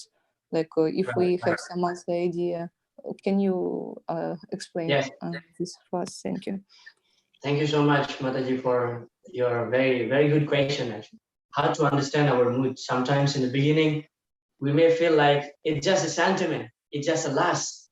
But actually, how we understand our mood as we go on, as we are perform devotional service, practicing Krishna consciousness. So we develop some attachment to a particular service. Then we will understand that's actually our mood. But actually, having said that, you know, when we have a particular mood in service, it doesn't mean that we don't appreciate any other services. We should do also any other services. For example, my mood is in Harinam Sankirtan. So here I'm performing daily Harinam Sankirtan, yeah, and distributing books. So that's my mood. Okay. And what about Didi worship? Still, when I see the Didi worship, I should appreciate that. Then how to understand this mood? Okay. In the beginning, I may feel like, okay, it's just my sentiment probably. But to understand the mood is that when you do that service on a fixed manner, yeah, you don't lose the taste of that service. That actually you understand. That's how we understand that that's actually my mood. Okay. For example, here like His Holiness, His Grace Jananiwas Prabhu. From the beginning, when he joined our movement till now, he remained fixed in one service, and that's Pujari service. But he still give like Bhagavat class, Bhagavatam class, Yeah, sometimes he just come out for Harinam. But his main service, his big service is to do the pujari service. So that's how we understand our mood. When we do some particular service on a fixed manner, still we have to engage in other services also. We should not neglect other services. But to understand what is our mood is that when we really attach to a particular service. Yeah, for example, like Srutakirti Prabhu. So Srutakirti Prabhu, he got the chance to serve Srila Prabhupada as his secretary, and he has to cook, he has to wash Srila Prabhupada's cloth, he has to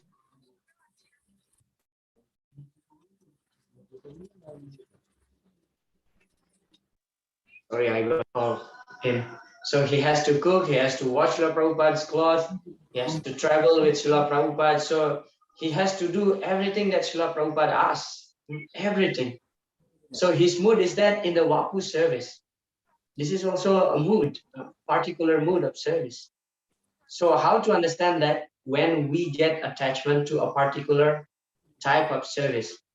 And having said that, again, I would like to mention, still we have to do any other services. For example, here, my mood is Harinam Sankirtan, but still I have deities, I have to worship my deities at home. Yeah, I have my guru instruct me to do different things. I have to do that also. Should not neglect the request, the order of the spiritual master. But addressing your question, how to understand our mood, whether it is sentiment, whether it is lust in the beginning. So yes, when we just join, we may actually this is explained by Sri Rupa Goswami as the shadow attachment. Chaya bhava, it is called chaya bhava, the sadhu attachment. Sometimes it's just like sentiment, but as we are progressing in our practice, we will find it. We'll find it in a particular service, our attachment. So that's our mood. But still, we have to do whatever the spiritual master instructed us. Nika Mataji, was that? Hare Krishna. Can I again ask about this? And one more a little bit. Can you explain, please? I understood what do you mean, and can you one more sense explain? I one time listen lectures. Bhaktivedanta Swami Maharaj, and he says that we can have test, but we even can have test to chant in holy name. But if we don't have this mood of servant, so it's not right way. So how can I understand this? For example, yeah, I can I can still have my test to my particular service, but if I choose something else, it means that I don't have so mood of servant. Maybe how I can understand this.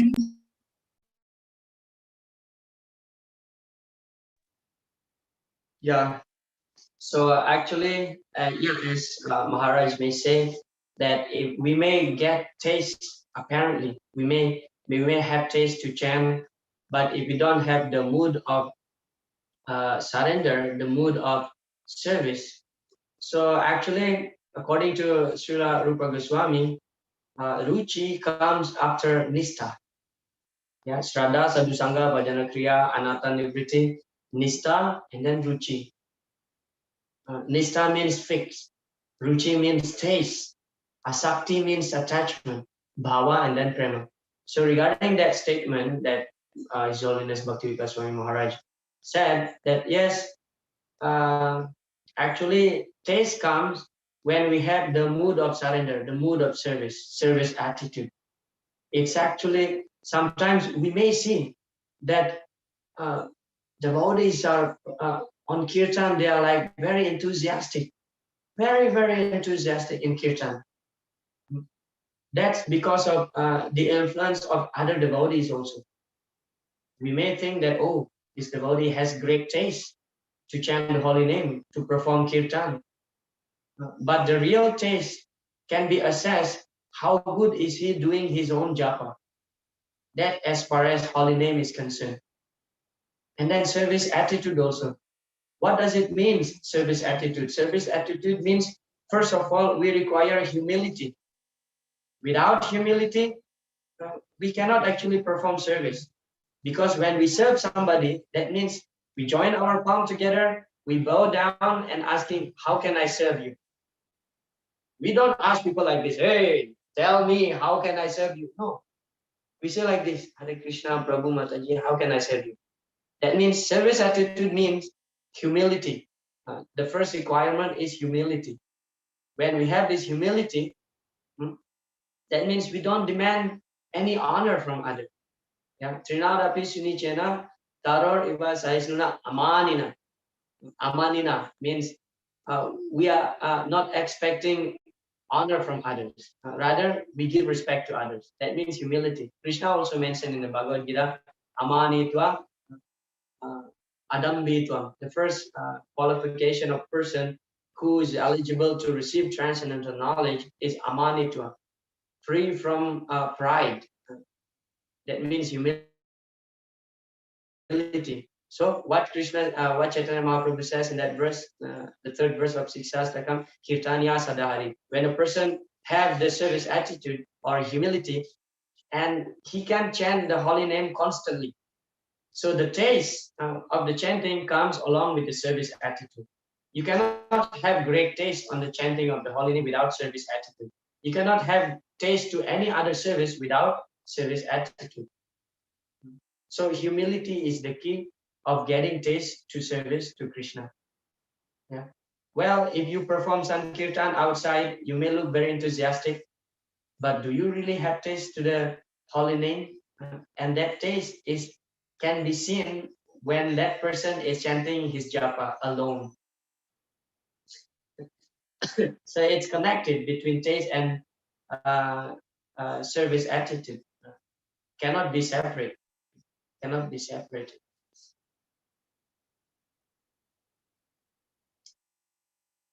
So Nikamataji, I hope that can pacify you. If you have further questions, you may ask me later toward the end of the class or in person, because we have to carry on.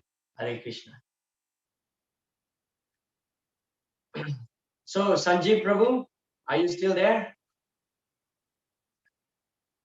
Yes. Hare Krishna. Yes, Prabhu. Thank you for tolerating us. So, yeah. So regarding selecting the spiritual master, before selecting a spiritual master, we should know what is the qualification of Bonafide spiritual master. That's our next discussion.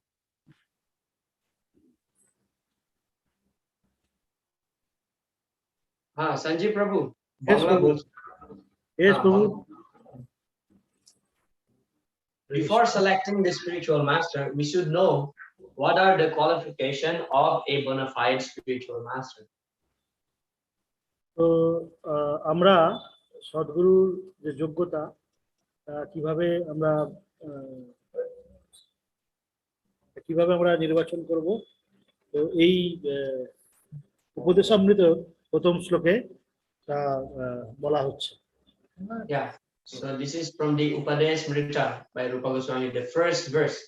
Yeah, Bacho Begam Manasa Krodha Vegam Jiva Vegam Darupasta Vegam Etan Vegan Yo Visahe Tadira Sarvam Apimam Prativim Chashisha. So this verse is explaining about there are 6 urges, there are 6 demands in our life, and if a person can conquer these 6 demands, so Sarvam Apimam Prativim Chashisha, he is eligible to accept disciple all over the world. তো এই যে উপদেশামৃত যে প্রথম শ্লোকটি, বাচ বেগম মনস্য বেগম ক্রোধ বেগম জীবা বেগম উদরপস্থ বেগম, তো এই 6টা যে বিষয় আছে, যিনি দমন করতে সম্ভব তিনি হচ্ছেন তিনি প্রকৃত গুরু হওয়ার যোগ্য, তিনি যোগ্যতা অর্জন করেন। Yeah. So the first qualification of a bona fide spiritual guru is that he should be sense control. তো প্রথমে যে শিক্ষাগুরু তার প্রথম কোয়ালিটি হচ্ছে যে তিনি সমস্ত কিছুকে তার সেন্সকে তিনি কন্ট্রোল করতে পারেন। Yeah. And then the second qualification of a bona fide guru is explained in this verse. Tad vijnanatham sagurun eva gachet samipani srodriyam brahmanistam. To understand, this is from the Mundaka Upanishad. To understand these things properly, that vijnana, sagurum eva gachet, one must approach, humbly approach with firewood in hand, a spiritual master who is learned in the Vedas and firmly devoted to the absolute truth. So in this verse, there are two qualifications of the spiritual master mentioned. First is that he should be learned in the Vedas. He should be philosophically strong. And second, he is firmly devoted to Lord Krishna. Second, he should be a devotee of Lord Krishna. First, he is knowledgeable. Second, he is a great devotee. দ্বিতীয় যোগ্যতা এই মুন্ডক উপনিষদে বলা হচ্ছে যে তদ বিজ্ঞানার্থম সগুরুম এভাবি গচ্ছেদ। তো দ্বিতীয় কি, তিনি প্রথমত বেদ থেকে সমস্ত কিছু শিক্ষা তিনি গ্রহণ করবেন গুরু শিষ্য পরম্পরার মাধ্যমে, এবং তিনি কোনো রকম চেঞ্জ না করে, যেটা সত্য, যেটা গুরু পরম্পরা দ্বারা বয়ে আসছে, কোনো রকম চেঞ্জেস না করে সেই বিষয়কেই তিনি উপস্থাপন করবেন, সেই বিষয়ে তিনি শিক্ষা দেবেন। Yeah. And in this verse, this is from the Chaitanya Charitamrita. Achar prachar namera karaha dui karya, tumi sarva guru, tumi jagatera arya. So this is from Antya-lila. Yeah. This is actually Sanatan Goswami praising Srila Haridas Thakur. You simultaneously perform both duties in relation to the holy name by your personal behavior and by your preaching. Therefore, you are the spiritual master of the entire world, for you are the most advanced devotee in the world. So from this sloka, this verse, what we understand is that the qualification of a bona fide spiritual master, first is that achar and then prachar. Yeah. First, he should practice it. He should practice Krishna consciousness nicely, and then he will preach. Yeah. Because you cannot preach Krishna consciousness without first of all practice it yourself. Chaitanya চরিতামৃতে একটি খুব সুন্দর উক্তি আছে যে আচার প্রচার নামে করহ কার্য, তুমি সর্বগুরু, তুমি জগতের আর্য। তো আচার এবং প্রচার, হ্যাঁ, দুটোই আচরণ, আচার মানে আচরণ। তো শুধু তিনি প্রচার করবেন না, তার সাথে সাথে তিনি আচরণ করবেন, তার আচরণও সেরকম শুদ্ধ মাত্রায় থাকবে। হ্যাঁ, তো এটা আমি পরিষ্কার করে শোনাচ্ছি। তুমি ভগবানের দিব্য নামের আচার প্রচার দুটোই কার্য করো, তাই তুমি সকলের গুরু এবং এই জগতের শ্রেষ্ঠ ভক্ত। ছিল সনাতন গোস্বামী এখানে স্পষ্টভাবে গুরুর সংজ্ঞা বিশ্লেষণ করেছেন। তার যোগ্যতা হচ্ছে তিনি অবশ্যই শাস্ত্র নির্দেশ অনুসারে আচরণ করবেন, এবং আচরণের সাথে সাথে তিনি কি করবেন, প্রচারও করবেন। তিনি হচ্ছেন সদ্গুরু। So just like you cannot really explain and convince to other people that mango is sweet unless you yourself taste it first. If you taste it first, then you really know how it tastes and you will convince others. But if you never taste the sweetness of mango and now you try to explain to others and convince others that mango is the taste of mango is sweet, then you may end up like speculating, yeah, mango is sweet, but I'm not really sure how it is, how sweet it is. But believe me, mango is sweet. So people will not convince. But if you taste that mango and you taste the sweetness, then you really convince, yes, this mango is very sweet. The taste is like this, and like that, and so on. তো এখানে প্রভু একটি উদাহরণ দিচ্ছেন যে ধরুন আপনি কোনোদিন আম খাননি, হ্যাঁ, অথচ আপনি সবাইকে আমের যে টেস্ট সে সম্বন্ধে আপনি আপনার অভিমত প্রকাশ করতে চাইছেন। তো এটা কখনোই সম্ভব না। আপনাকে আগে আম খেতে হবে, আম খেয়ে সেটা বুঝে, তার টেস্ট বুঝে, তবে আপনাকে তার যে টেস্ট সেটা আপনি সকলকে বলতে পারেন। তো আগে আপনি আচরণ করুন, আচরণ করে তবে আপনি সেইভাবে এই আচরণের প্রচার আপনাকে করতে হবে। তিনি যথার্থ আচরণ করেন এবং সেই হিসাবে প্রচার করেন, তিনি হচ্ছেন যথার্থ গুরু হওয়ার যোগ্য। Yeah, and this is another very famous verse. Kiba Vipra Kiba Nyasi Sudra Kinoi Jai Krishna Tatva Beta Sei Guru Hoy. Whether one is a Brahmana, a sannyasi, or a Sudra, regardless of what he is, he can become a spiritual master if he knows the science of Krishna. So, Jai Krishna Tatva Beta Sei Guru Hoy. No matter who he is, he may born in the family of Advaita, Chandala, but if he knows Krishna Tattva, then say Guru Hoy, he can become spiritual master. Because the duty of the spiritual master is to give the transcendental knowledge about Krishna Tattva to the disciple.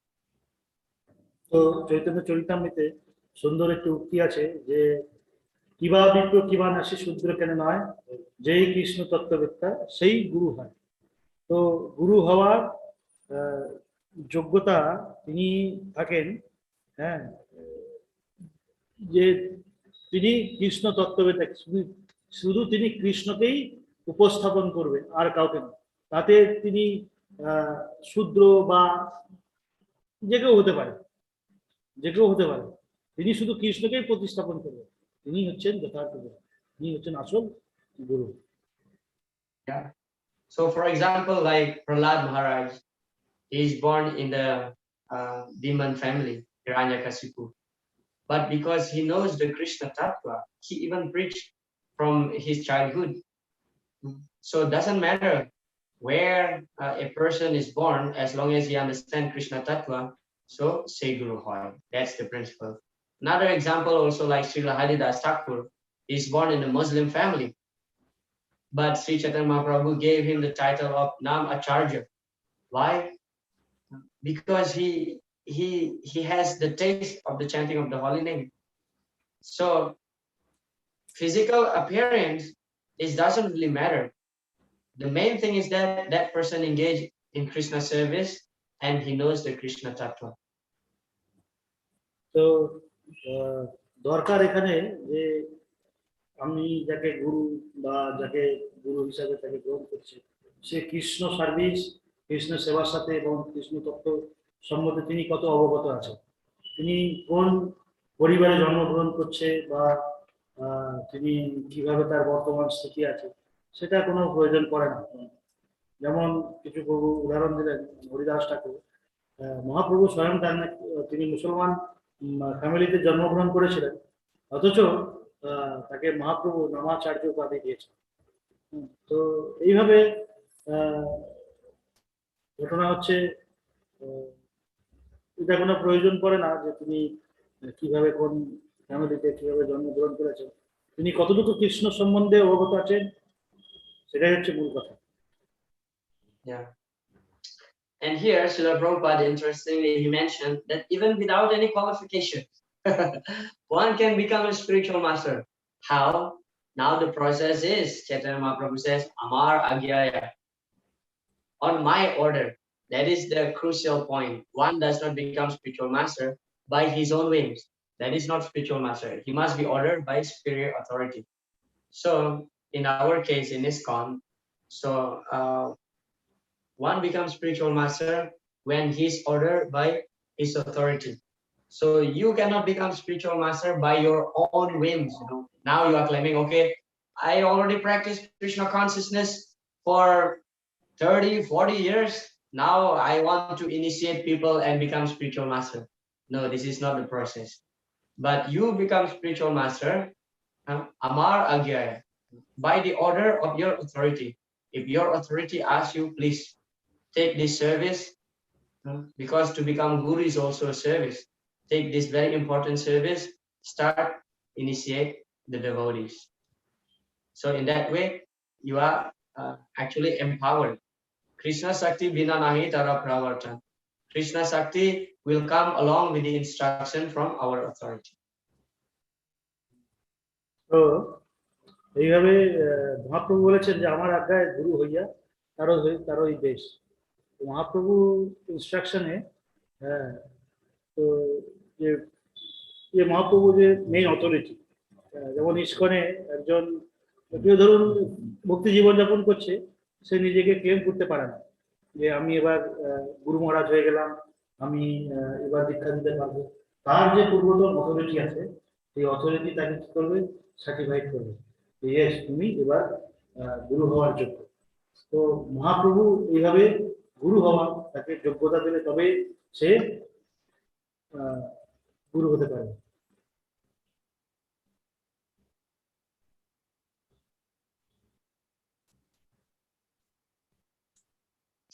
So this is the general procedure of selecting guru.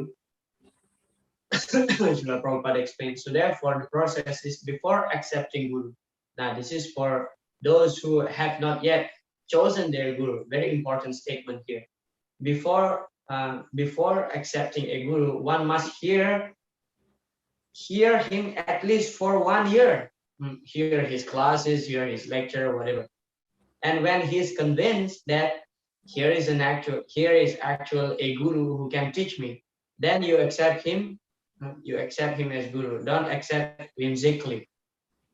So at least before taking diksha, before taking even ashray, even asking to chant pranam mantra, you should listen from that person at least for 1 year. Srila Prabhupada give the injunction here, at least 1 year. তো প্রভুপাদ সবাইকে নির্দেশ করছেন যে গুরু নির্বাচনের আগে কমপক্ষে অত্যন্ত 1 বছর, মানে তার নাম জপ করার আগে, তার প্রণাম মন্ত্র উচ্চারণ করার আগে অত্যন্ত 1 বছর সেই গুরুদেব সম্বন্ধে অবগত হওয়া, যে তার উদ্দেশ্য কি এবং তিনি কি সেবার সাথে যুক্ত আছে, কিভাবে আছে, সে সময় তাকে শোনা, তার প্রবচন শোনা অন্তত 1 বছর প্রভুপাদ এটা নির্দেশ করছে। Yeah, because you can assess people, you can assess someone simply by hearing what comes out from his mouth. তো আপনি And after hearing for 1 year, when you're really convinced that yes, this devotee can give guidance in my life, okay, now finally I surrender to him. আপনি চিনতে পারবেন কাউকে কেবলমাত্র তাকে শ্রবণ করে, তারপরেই আপনি সিদ্ধান্ত নিতে পারবেন যে সে কিরকম। তো অন্তত 1 বছর ধরে তাকে শোনার পর তখন আপনি বুঝতে পারবেন যে না, আপনি কতখানি ঠিক। Yeah. So when you decided to take initiation from a particular person, particular guru, then the first process is that that guru will give you the permission to chant his pranam mantra. And after 1 year, minimum 1 year, then he will give you diksha. That's general procedure in our practice. It may not be an absolute statement, but that's the general procedure. তো general process হচ্ছে যে আপনি এইভাবে 1 বছর তাকে শোনার পর তিনি তার সাথে সাক্ষাৎ করবেন এবং তিনি অ্যাকসেপ্ট করবেন আপনাকে দীক্ষা দেওয়ার জন্য। তারপরে তিনি কৃপা করে আপনাকে তার প্রণাম মন্ত্র দেবেন। অন্তত 1 বছর আপনি তার প্রণাম মন্ত্রকে জপ করবেন, করার পর 1 বছর মিনিমাম জেনারেল প্রসেস এটা, যে 1 বছর পর তিনি আপনাকে দীক্ষা দেবেন। Yeah.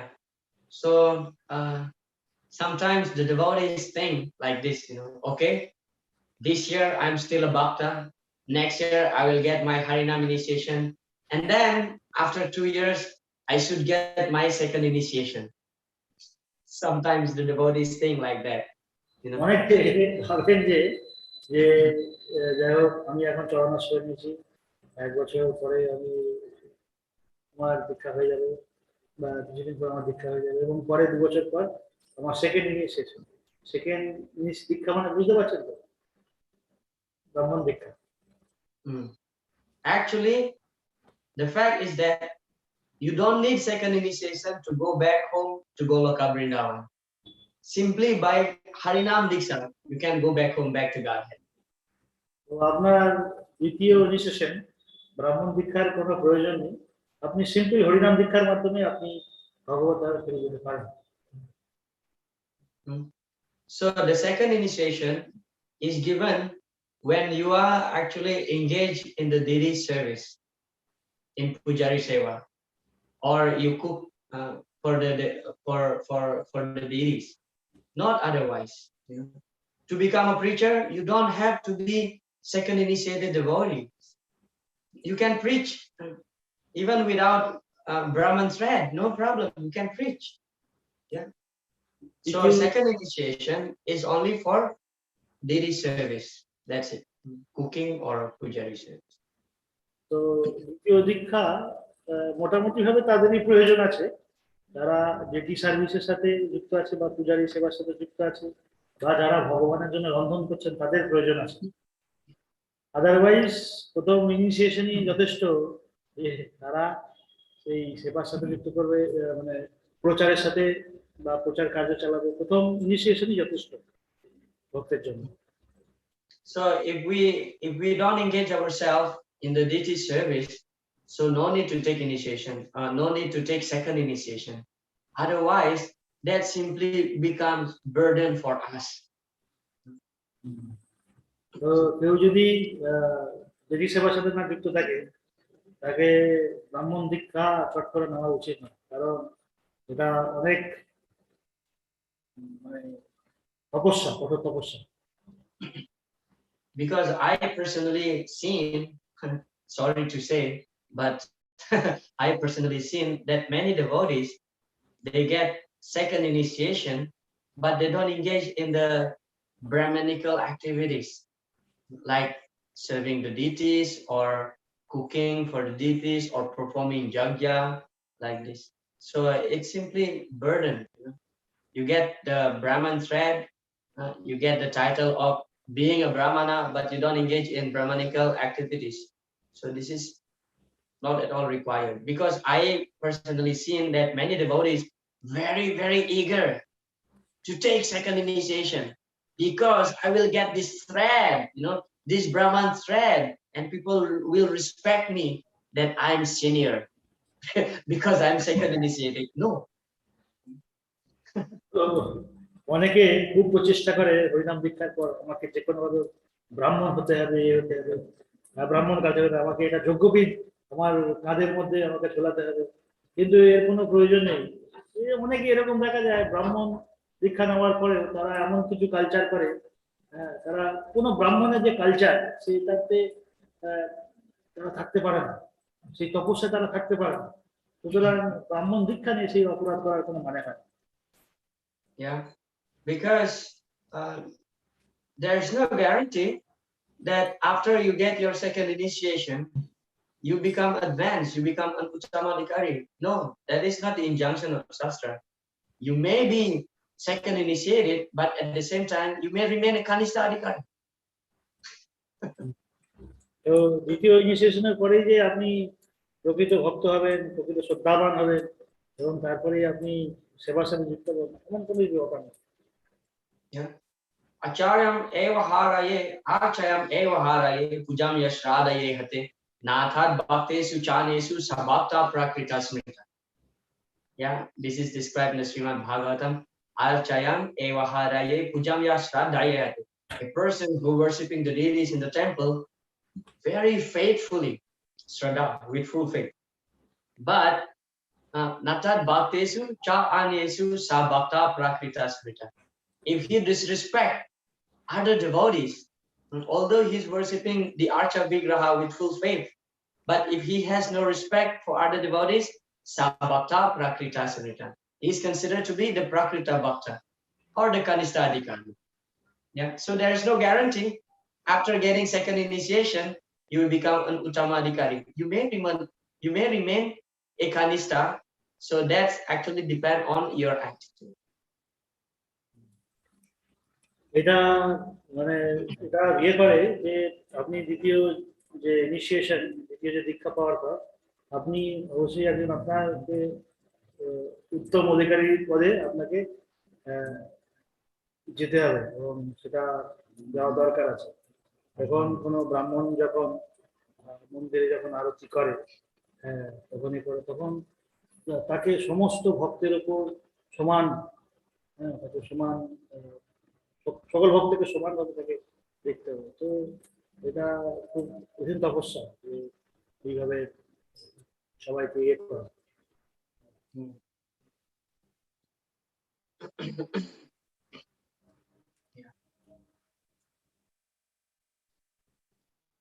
So regarding selecting spiritual master, so first of all, we should understand what are the qualifications. Just want to summarize on this topic about selecting spiritual master.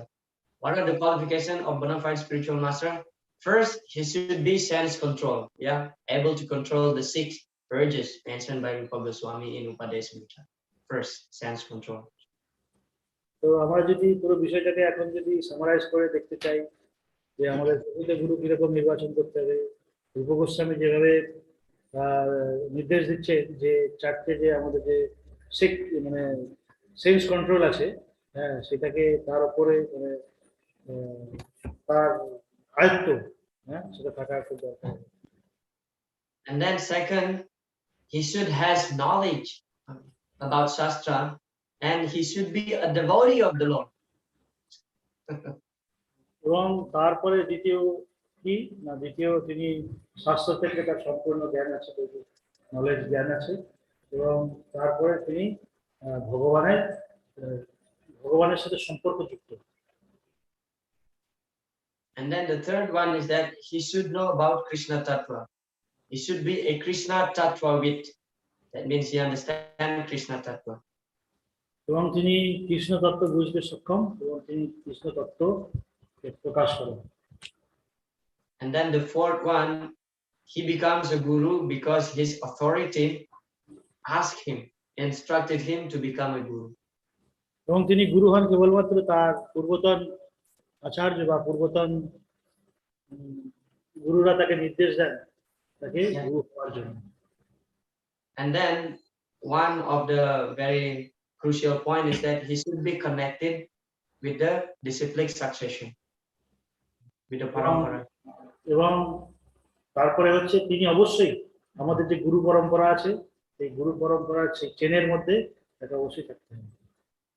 So that's the qualification of a bona fide spiritual master.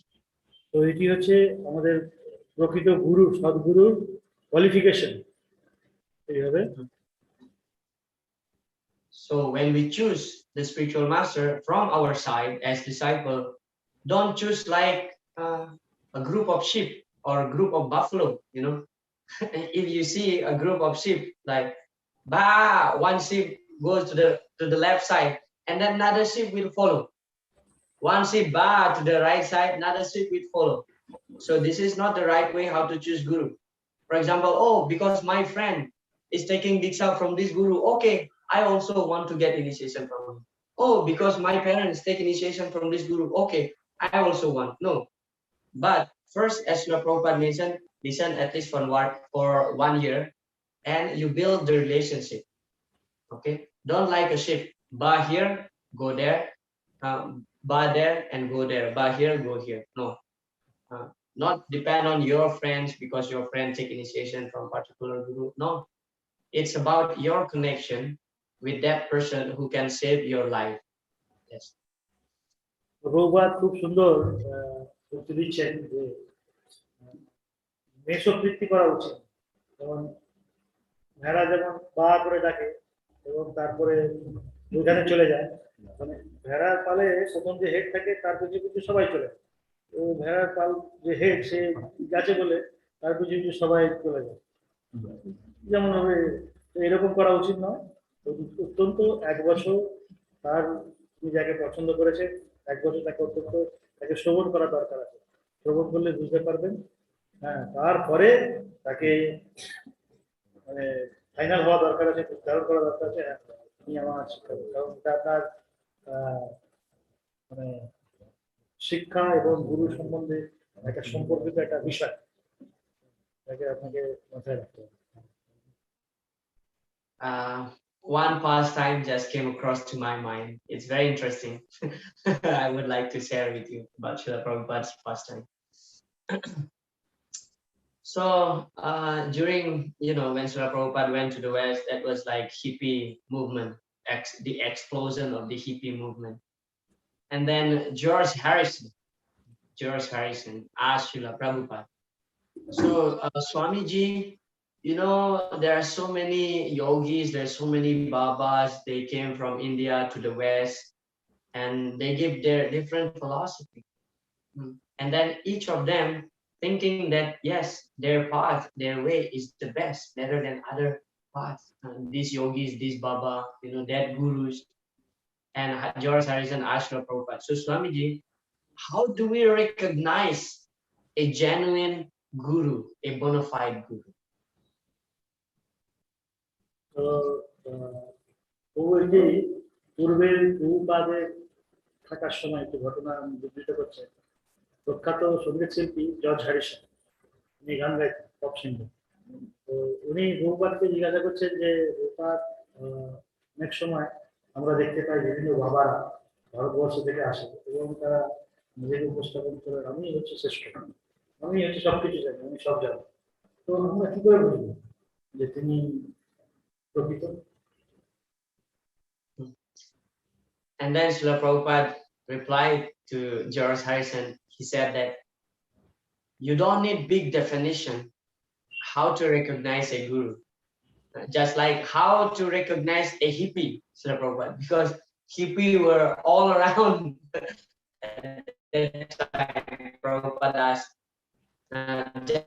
Prabhupada said, just like how to recognize a hippie. তো প্রভুপাদ উত্তর দিয়েছিলেন, তোমাকে এর জন্য বেশি কিছু কষ্ট করতে হবে না। হ্যাঁ, তুমি যেভাবে একজন হিপিকে বুঝতে পারো, সেই সময় হিপি ছিল যারা আপনারা জানেন বিভিন্ন নেশাবাদ করতো, করতো, যারা রাস্তাঘাটে ঘুরে বেড়াতো, বিভিন্ন ছড়ার মতো গান গিয়ে শোনাতো। তো তুমি যেমন হিপিকে তেমন চিনতে পারো। হ্যাঁ। Yeah. So how to recognize hippie? By seeing their activities. They always drunk, smoke cigarette, marijuana, and changing girlfriends, boyfriends, all the time changing like this. So by seeing that their addiction to drugs like that. So Srila Prabhupada explained like that. Just like how to understand that a person is a hippie or not, by seeing that if he is a drug addicted person, that means he's a hippie. So similarly, how to understand a bona fide guru, how to know a bona fide guru, by seeing that if he addicted to God, that means he's a bona fide guru. কিভাবে একজন hippie যেমন বুঝতে পারা যায় যে সে কিভাবে সবসময় নেশাবান করে আছে, সে ড্রিঙ্কস করে আছে, গাঁজা খেয়ে রাস্তায় পড়ে আছে, সে বিভিন্ন রকম উৎপাদমূলক কাজ করছে, বুঝতে পারা যায় এটা বদমাইশ পাজি। হ্যাঁ, সেইভাবে যে বুঝতে পারা যায়, তো সিম্পলি তার আচরণ দেখে বুঝতে পারা যাবে যে ইনি কতটা কৃষ্ণের সাথে সম্পর্কযুক্ত, কৃষ্ণের সাথে কতটা সম্বন্ধযুক্ত। তার আচরণে, তার কালচারে বুঝতে পারা যাবে যে তিনি কতখানি এইভাবে এই পর্যায়ে আছেন। So that was Srila Prabhupada's reply. And what does it mean, addicted to God? Addicted to God means Sravanam, Kirtanam, Vishnu, Smaranam, Pada Sevanam. Always engaged somehow or other in the Lord's service. Always connected with the Lord. Just like a person who addicted with drugs, always injecting drugs, always consuming drugs, alcohol, things like this. Always connected with drugs. So those who are addicted with God, always connected with Krishna, service in different fields. এইভাবে যিনি প্রকৃত গুরু, তিনি সবসময় ভগবানের এইভাবে ভগবানের প্রতি তার আকর্ষণ সবসময় থাকবে। তিনি সবসময় নববিধা ভক্তি, শ্রবণম, কীর্তনম, দ্বাদশকরণ, আত্মনিবেদন, এইগুলো সবসময় নববিধার ভক্তির সাথে তিনি সম্পর্কযুক্ত হয়ে তিনি কৃষ্ণের সাথে সম্বন্ধ স্থাপন করে থাকেন। Okay, so we can take 10 minutes break, and then we'll come back after 10 minutes and continue to our last discussion about initiation vow. Hare Krishna. তো আমরা এখন 10 মিনিটের জন্য আমরা ব্রেক নেব। এবং তারপরে আমরা পরবর্তী আলোচনা দীক্ষার বিষয়ে কিছু আলোচনা আমরা এখন তারপরে করব।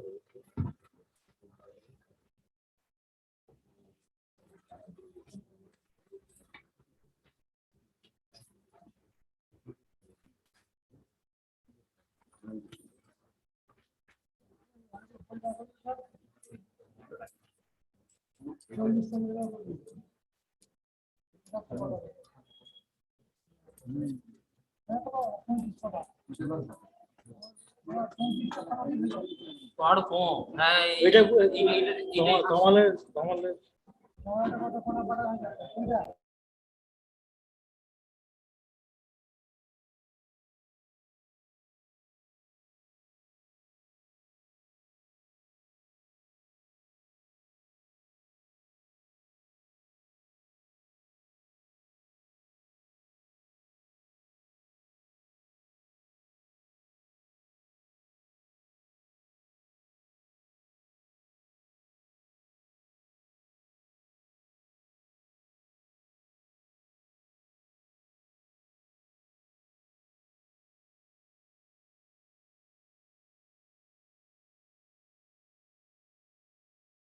হয় নাই আজকে এটা বলবে 1 ঘন্টা পরে তো বললো ওইটা আবার আটকে হবে আর কালকে যাওয়ার জন্য হবে।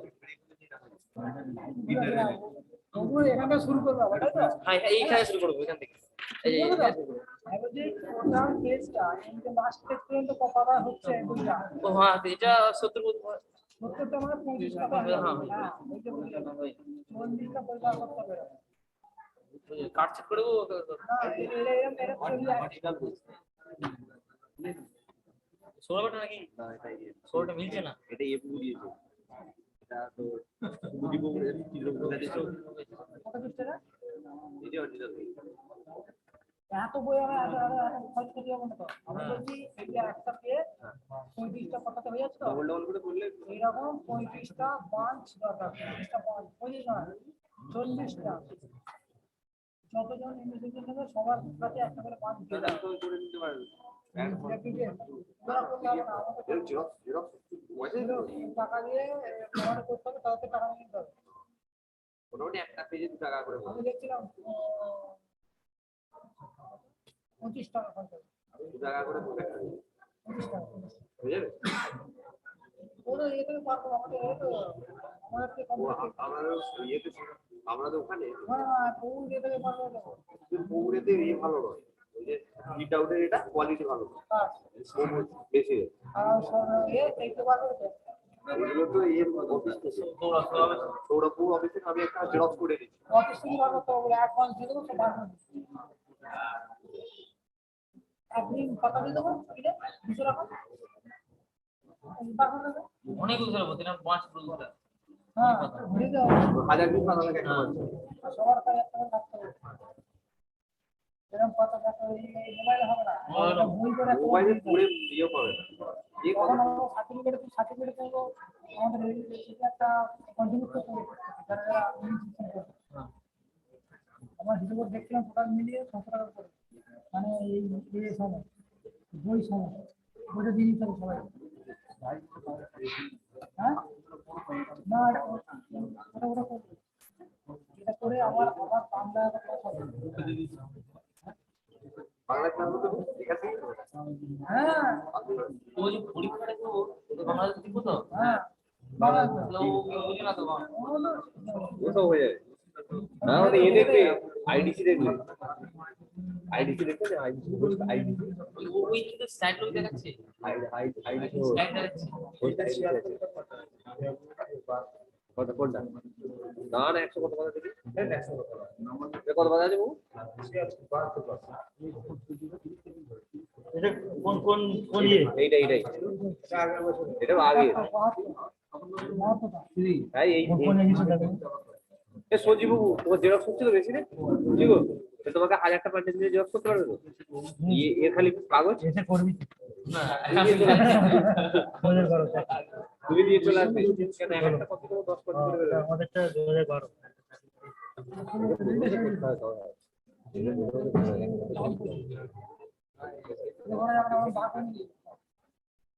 আমরা এটা বলবো নিয়ে আসতে গেলে তো আমার একটা দাম আছে। কিন্তু এটা তো দেয় তো আইডিসি থেকে, এটা যে প্রণামী নেয় ওটা দেয় তো, এর দাম কত?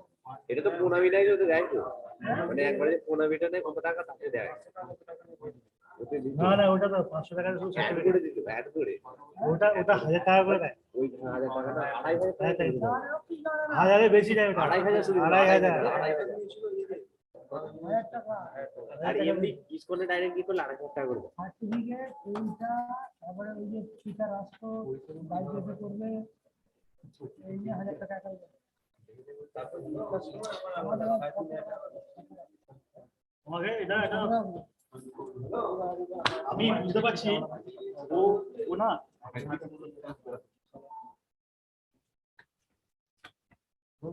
এটা পরে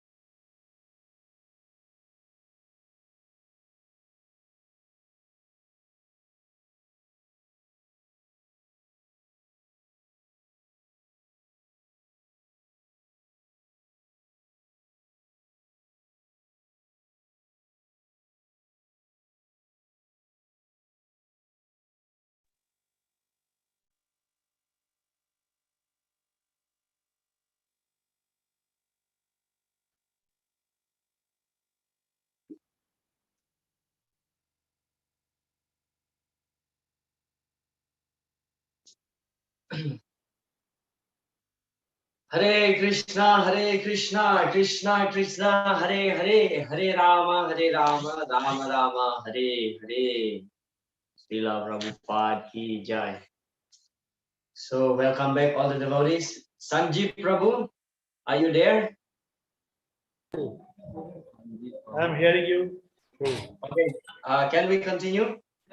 Yes, Prabhu, we can continue. Okay, nice. So now our discussion will be about initiation vows. Yeah. Well, all of us know what is the vow at the time of initiation.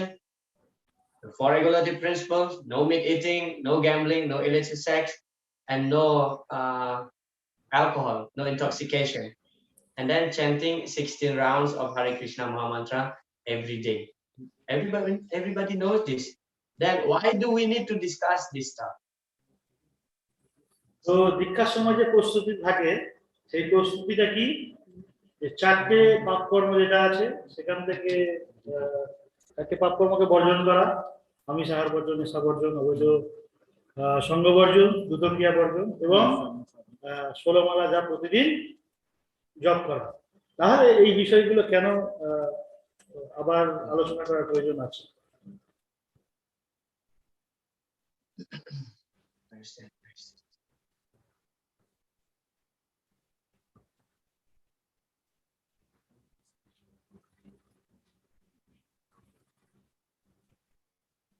So the four regulative principles: no meat eating, no intoxication, no illicit sex, and no gambling. So I have a question for all of you here. Why do we need to follow these four regulative principles? Why? Hare Krishna Prabhu. Yes. Hare Krishna. Prabhu, can you say, I could not hear you nicely. Because Yeah. So if you see in the screen, there are these four regulative principles. Yeah, no meat eating, no intoxication, no illicit sex, and no gambling. Why do we need to follow these four regulative principles? Okay, so আপনারা দেখছেন স্ক্রিনে যে লেখা আছে no meet eating মানে আমিষ আহার বর্জন, তারপরে লেখা আছে নো ইনটক্সিয়েশন মানে হচ্ছে নেশা বর্জন, এবং তারপরে দেখা আছে নো ইলিট সেক্স মানে হচ্ছে অবৈধ সঙ্গ বর্জন, তারপরে হচ্ছে নো গ্যাম্বলিং মানে হচ্ছে দ্রুত ক্রীড়া বর্জন। তো কেন আমাদের এই চারটে বিষয়ের উপর গুরুত্ব দেওয়া দরকার আছে, কেন এগুলো বর্জনের প্রয়োজন আছে? Cannot. Why? Anybody would like to answer? কেন কেউ এ ব্যাপারে বলবেন?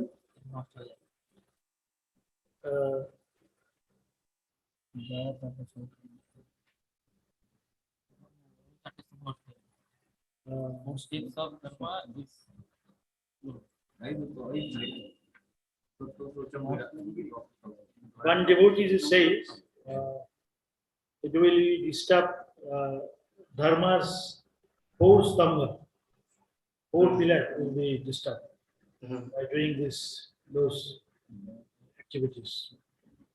Yes, very nice answer. Yeah, we are following this because there are four pillars of dharma. There are four stambha of dharma: satyam, daya, tapa, socham. And these four pillars of dharma related to the four regulative principles that we have to follow. তো ধর্মে যে চারটি স্তম্ভ আছে দয়া, তপ, শৌচ এবং সত্যম, এই চারটি স্তম্ভ এইগুলো করার ফলে নষ্ট হয়ে যায়। Yeah. So no meat eating connected to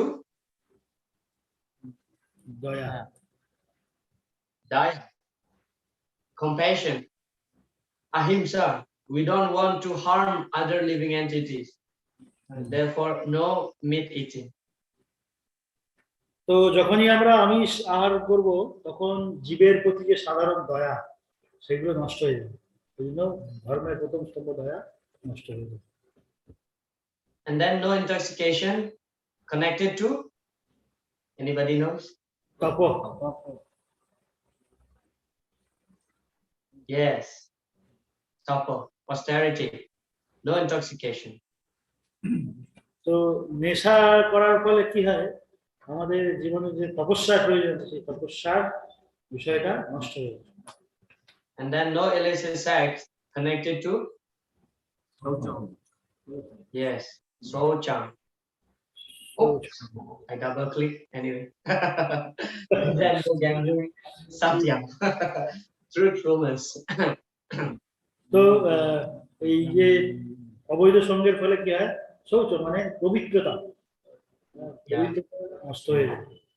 এবং তারপরে অলরেডি পাঠিয়ে দিয়েছেন নো গ্যাম্বলিং মানে দ্রুত ক্রীড়া, এর ফলে কি হয়, সত্য বলার যে বিষয়টা সেটা নষ্ট হয়ে যায়। Yeah, truthfulness, satyam. Because the main principle of gambling is that speculation. When you speculate something, that means not truthful. Yeah, speculation. যখনই আপনি এরকম দ্রুত ক্রীড়া করবেন, সত্য মানে ট্রুথ সেটা অটোমেটিকলি চলে যাবে। তাই এই জন্য দ্রুত ক্রীড়া। Yeah.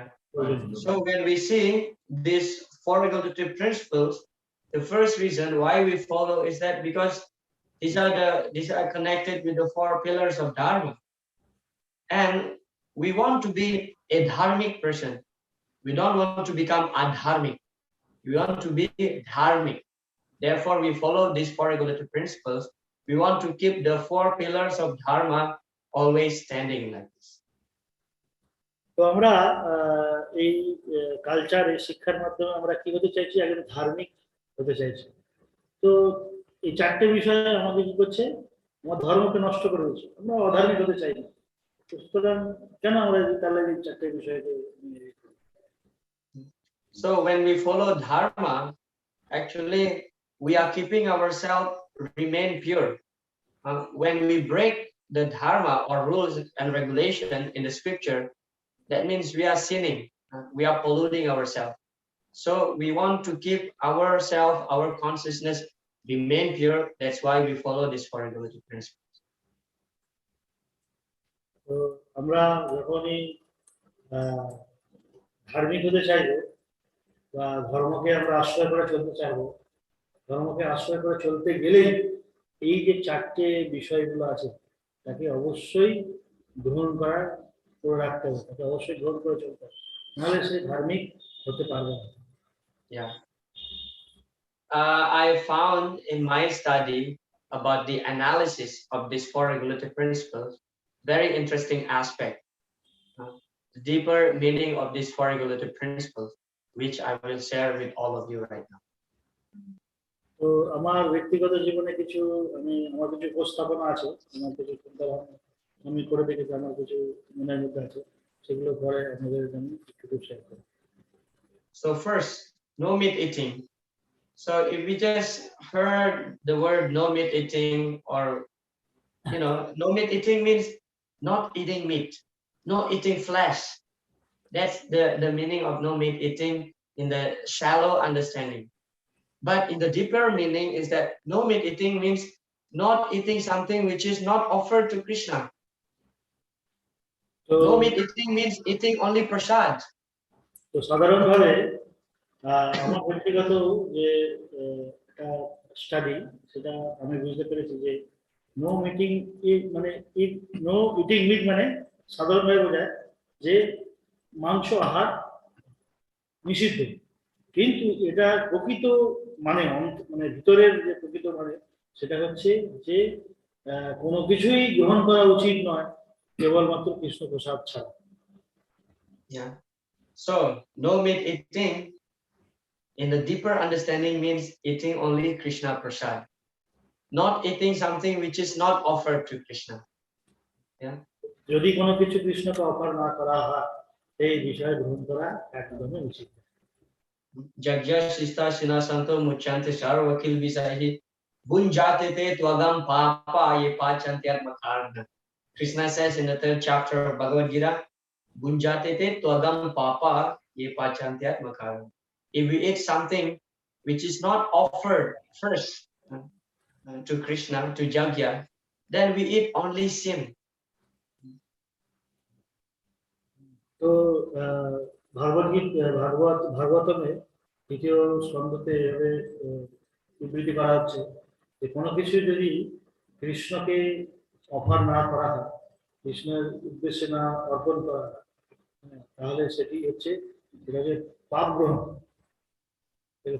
করা। Because we as devotees, we are not in the movement of vegetarianism, we are not in the movement of veganism. No, Srila Prabhupada once mentioned we are prasadatarian. We are prasadatarian. That means we eat only prasad. Yeah.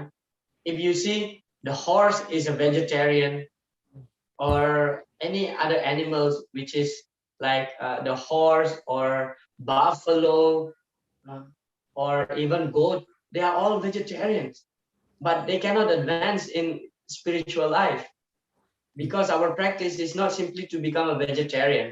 Our practice is to become prasadatarian, eating only Krishna prasad. তো প্রভু খুব সুন্দর কথা বললেন যে vegetarian মানে বোঝায় যারা হচ্ছে গাছগাছরা খায়। তো এইরকম ছাগল, ভেড়া, এরা সবাই, গরু, এরা সবাই ভেজিটেরিয়ান, এরা গাছপালা খেয়েই বেঁচে থাকে, কিন্তু এদের কনসিয়াস লেভেল অতটা হাই নয়, এদের কোনো কনসিয়াস লেভেলই নেই। আমাদের আসল তপস্যা হচ্ছে কি কৃষ্ণ প্রসাদই গ্রহণ করা কৃষ্ণকে নির্মল প্রসাদই কেবল গ্রহণ করা So that's about no meat eating first. And then second, no intoxication.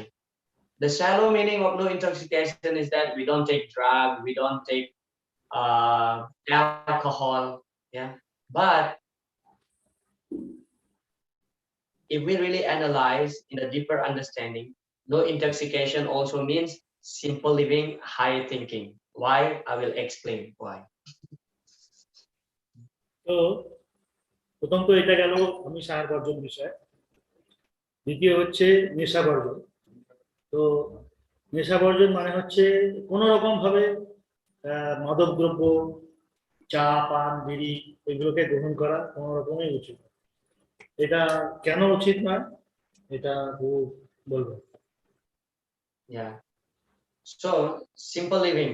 Yeah, no intoxication means simple living. Because when we live in a lot of opulence, we may get intoxication by wealth also. We may get intoxication by fame. We may get intoxication by power. We may get intoxication by honor and adoration. So the idea of simple living is that to remain humble, otherwise we may get intoxicated. তো এই নেশা করার পরে কি হয় আমরা আমাদের যে নিজেদের ব্যক্তিত্বকে হারিয়ে দিই আমরা কোনো কিছু মানে ভুলে যাই আমাদের অস্তিত্বকে ভুলে যাই ভুলে যাওয়ার পর আমাদের মধ্যে যে একটা মানে সকলের প্রতি মানে হাম্বল যে হাম্বল বিষয়টা মানে দয়ার যে একটা বিষয় থাকে এইগুলো সব নেশার ফলে এগুলো সব নষ্ট হয়ে যায় Simple living does not mean poor living. Okay, sometimes people misunderstand when Prabhupada says simple living, that means we have to live in poverty-stricken situation, poor, no money, no food. No, simple living means we may have wealth, but that wealth we use in Krishna's service, and we don't think that that's belong to us. That's belong to Krishna. তো এতে যে simple সাধারণভাবে যে জীবনযাপন সেই বিষয়গুলো নষ্ট হয়ে যায় তো এখন প্রভুপাদ বলছেন যে সাধারণ জীবনযাপন মানে এই নয় যে আমি কোনো গাছতলায় থাকবো বা আমি কোনো কুড়ে ঘরে থাকবো সেখান থেকে জল পড়বে আমার কাছে কোনো টাকা থাকবে না এই থাকবে এরকম সিম্পল সাধারণ জীবনযাপন করা হয় সাধারণ জীবনযাপন মানে হচ্ছে আমার যা কিছু আছে তা হচ্ছে সবই হচ্ছে কৃষ্ণের ভগবান এইরকম চিন্তা ভাবনা So that's about no intoxication. And then next one is that no illicit sex. In the shallow understanding, in the shallow understanding, no illicit sex means we don't have sexual intercourse with someone else who is not our husband or wife. That means we don't have sex with without marriage. So we have sex only within marriage. তো অবৈধ যৌন সঙ্গ মানে হলো ধর বুঝতেই পারছেন যে একমাত্র প্রভুজি কেবলমাত্র বিবাহিত সম্পর্কের মাধ্যমেই তিনি কোনো মাতাজিকে গ্রহণ করবেন এবং সেখান থেকেই তার বংশ বিস্তার কথা চিন্তা করবেন অন্য কোনো জায়গা থেকে নয় Yeah. Krishna also explained in the Bhagavad Gita, Dharma virodha bhuteshu kamosmi bharatarsha. Krishna says that Dharma virodha bhuteshu kamo asmi. I am sexual intercourse which is in line with Dharma. তো কৃষ্ণ ভগবদ গীতায় বলছেন যে I am live in Dharma. Hare Krishna, Prabhu. Yes, Hare Krishna. Can you repeat again, Prabhu? Yeah. Krishna says in the Bhagavad Gita, Dharma virodha bhuteshu kamosmi. So Krishna says that I am sex. What kind of sex? That sex which is in line with the Vedic injunction. Sex according to the Vedic injunction. তো কৃষ্ণ গীতায় বলছেন যে বৈদিক যে শিক্ষা আছে তার মাধ্যমেই এগুলোকে এই মানে মানে আমাদেরকে একজন মাতাজিকে গ্রহণ করা উচিত। Yeah, Srila Prabhupada explained what is the purpose of sexual intercourse between husband and wife. It's simply to beget a Krishna conscious children. তো কিভাবে একজন প্রভুজি একজন মাতাজিকে গ্রহণ করবে? কেবলমাত্র কৃষ্ণের প্রীতি উদ্দেশ্য বিধানের জন্যই একজন পুরুষ একজন মাতাজিকে গ্রহণ করবে। Sex is not meant for simply for sensual pleasure, not for sense gratification. Therefore, in our practice, ideally, I'm speaking about ideally, that even within marriage between husband and wife, as devotees, as sadakas, we don't indulge ourselves in sexual intercourse if it is not so necessary. We have sex only for the purpose of begetting children. তো নিজের নিজের জন্য বা নিজের ইন্দ্রিয় তৃপ্তির জন্য কাম কখনো করা উচিত নয়। এটি সম্পূর্ণ কৃষ্ণের প্রীতি বাঞ্ছার জন্য বা কৃষ্ণের প্রচারের জন্য, ভগবানের প্রচারের স্বার্থে কেবল করা উচিত, যাতে কিরকম যাতে একটি সন্তান আমি করলাম, সন্তানের জন্য আমি প্রকৃত ভক্তের কামনা আমি আমাকে এই মানে কামকে আমাকে প্রয়োগ করতে হবে। So, no illicit sex means having sex only for the purpose of begetting children. That's it. So, no, so say again, please. No illicit sex means having sex or engage in sexual intercourse only for the purpose of begetting children. তো কামের একমাত্র উদ্দেশ্য হচ্ছে কেবলমাত্র সন্তানের কামনায় চিন্তা করা। Yeah. And then the last one, no gambling. The shallow understanding of no gambling means we don't gamble, we don't put money, we play card, we go to casino like this. So that's the general understanding of no তো gambling. আমরা সাধারণভাবে দুদকীরা বুঝি যে কোনো রকম ভাবে ইয়েতে না যাওয়া, কোনো রকম তাস পাশা বা কোনো জায়গায় ক্যাসিনো, অনেক জায়গায় সরকারিভাবে ক্যাসিনো ইয়ে করে রেখেছে, সেখানে তো No lottery. Yeah. So that's the shallow understanding, the general understanding. But if we analyze in a deeper understanding, no gambling means not blaming others when we get miseries in life. তো এটা হচ্ছে সাধারণ চিন্তা ভাবনা যে কি না, gambling মানে হচ্ছে তাস পাশা না খেলা, কিন্তু প্রকৃত অর্থ হচ্ছে যে অন্য কাউকে দোষ আরোপ না রাখে, অন্য কারো দোষ না রাখে। Yeah, because the main principle of gambling is that speculation. Yeah, speculation. You speculate. Oh, maybe now I will win. Oh, if I buy this, what do you call this? Lottery. Maybe I will win the lottery. So speculation. So similarly, if we blame others, especially when we blame Krishna, we blame Bhagavan, we blame God, when miseries comes to our life, that means we are gambling. তো যেমন লটারির মাধ্যমে lottery যখন আমরা কাটি, আমরা কি চিন্তা ভাবনা করি যে এটা মনে হয় আমি এক্ষুনি পেয়ে যাবো, এটা পেয়ে যাবো, তখন যদি না পাই দেখি আমার ভাগ্যতে দোষ। তো আমরা যখন এরকম ভাবে অপরের যে দোষ দেখতে থাকবো, তখন কি হবে? তখন আমরা তার উদ্দেশ্য যদি না পাই, তাহলে আমরা কি করবো? নিশ্চয়ই এটা এর জন্য, দোষের জন্য হয়েছে, এই দোষের জন্য। Yeah, so when we complain in our life, when we get some miseries, oh, this happened to me because of you. Oh, this happened to me because of him. This happened to me because of this, and finally we blame Krishna. Oh, Krishna, I have been a devotee for many years, but why still you give me these miseries?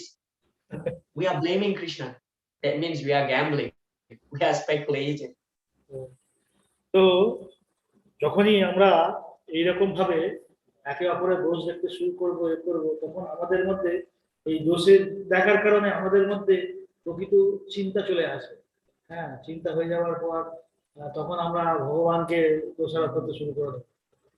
এই আমি এতদিন তপস্যা করছি, আমি এতদিন ভক্তি জীবনে শিখে আছি, কেন এটা হলো না, এটা কেন হলো না। তো এইটা এক প্রকার হচ্ছে জ্ঞান, এটা একরকম হচ্ছে খেলা কৃষ্ণের সাথে। Yeah, because as devotees, we should understand, as Lord Brahma's prayer, Tate nukampam susamik samano bunjana evat makritam vipakam. Bunjana evat makritam vipakam. Whatever miseries I get in life, it's due to my past misdeed. It's due to my sinful activities in the past. That's why I'm suffering right now. Bunjana evat makritam vipakam. এই শ্লোকের মাধ্যমে, এই উক্তির মাধ্যমে, শ্লোকের মাধ্যমে বলছে আমার জীবনে যা কিছু ঘটনা বা দুর্ঘটনা যাই বলুন না কেন, যাই আসুক না কেন, সেটা আমার হচ্ছে আমার পূর্ব কর্মের ফলে আমার কাছে আসে। হ্যাঁ, তো এই কারণ, এটা পূর্ব কর্মের ফলে আমার কারণে এসেছে, সুতরাং আমি কেন অন্য কাউকে দোষারোপ করতে যাবো যার পরিণতি অন্য জায়গায় নিয়ে যেতে পারে। Okay, so that's the analysis of these four regulative principles. Yeah. তো এটি হলো সাধারণ অ্যানালিসিস, যে এই ফোর চারটে বিষয়কে কেন আমরা পরিত্যাগ করব। Yeah, Srila Prabhupada continue here. It is not very difficult to follow the four regulative principles. Prabhupada is so easily said that it is not very difficult. But many of us finding this very difficult, right? These things should be stopped if you want to be serious. Otherwise, make a farce and do whatever you like. I cannot give you protection. That is not possible. That means, Srila Prabhupada explaining here, if you want to take initiation, you must follow these four regulative principles. Yeah, it's not so difficult to follow this. প্রবাদ স্ক্রিনে যে উক্তিটা আছে দেখতে পাচ্ছেন, যে প্রবাদ বলছেন যে এটি কোনো শক্ত কাজ নয়, ইট ইজ নট ডিফিকাল্ট। এটা কোনো শক্ত কাজ নয়, এই এই এই চারটে বিষয়কে ছেড়ে দাও। হ্যাঁ, এটা যে কেউ করতে পারে। তো এই ব্যাপারে আপনি যদি সিরিয়াস না হন, তাহলে আপনার কোনো রকম দায়িত্ব আমি নিতে পারবো। তার মানে প্রভুপাদ বলতে চাইছেন যে দীক্ষার আগে আপনাকে অবশ্যই চারটে বিষয়কে ত্যাগ করা দরকার আছে। There's one devotee here. I will not mention the name, of course, but I just want to share the issue. Yeah, he is very, very senior devotee. He met Srila Prabhupada. He served Srila Prabhupada. He got many times Srila Prabhupada's direct remnants from Srila Prabhupada's plate, the Maha Prasada.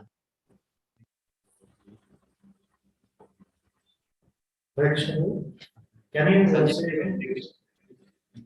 Should I repeat again? Yeah. Yeah. So here there is one devotee in Mayapur. He is very, very senior. I will not mention the name. I just tell the issue here. So he met Srila Prabhupada. He served Srila Prabhupada. Basically, he got the direct Maha from Srila Prabhupada's plate many times. তো মায়াপুরে একজন senior ভক্ত ছিলেন, যার নাম প্রভু বলতে চাইছেন না এখানে। তো উনি উনি সবসময় ভগবানের মানে প্রভুপাদের মহাপ্রসাদ উনি সবসময় খেতেন direct. But he did not take initiation from Srila Prabhupada. কিন্তু তিনি প্রভুপাদের কাছ থেকে তার দুর্ভাগ্যে তিনি দীক্ষা প্রাপ্ত হতে পারেন। Yeah, he took initiation many years after Srila Prabhupada left. তিনি দীক্ষা প্রাপ্ত হয়েছিলেন প্রভুপাদের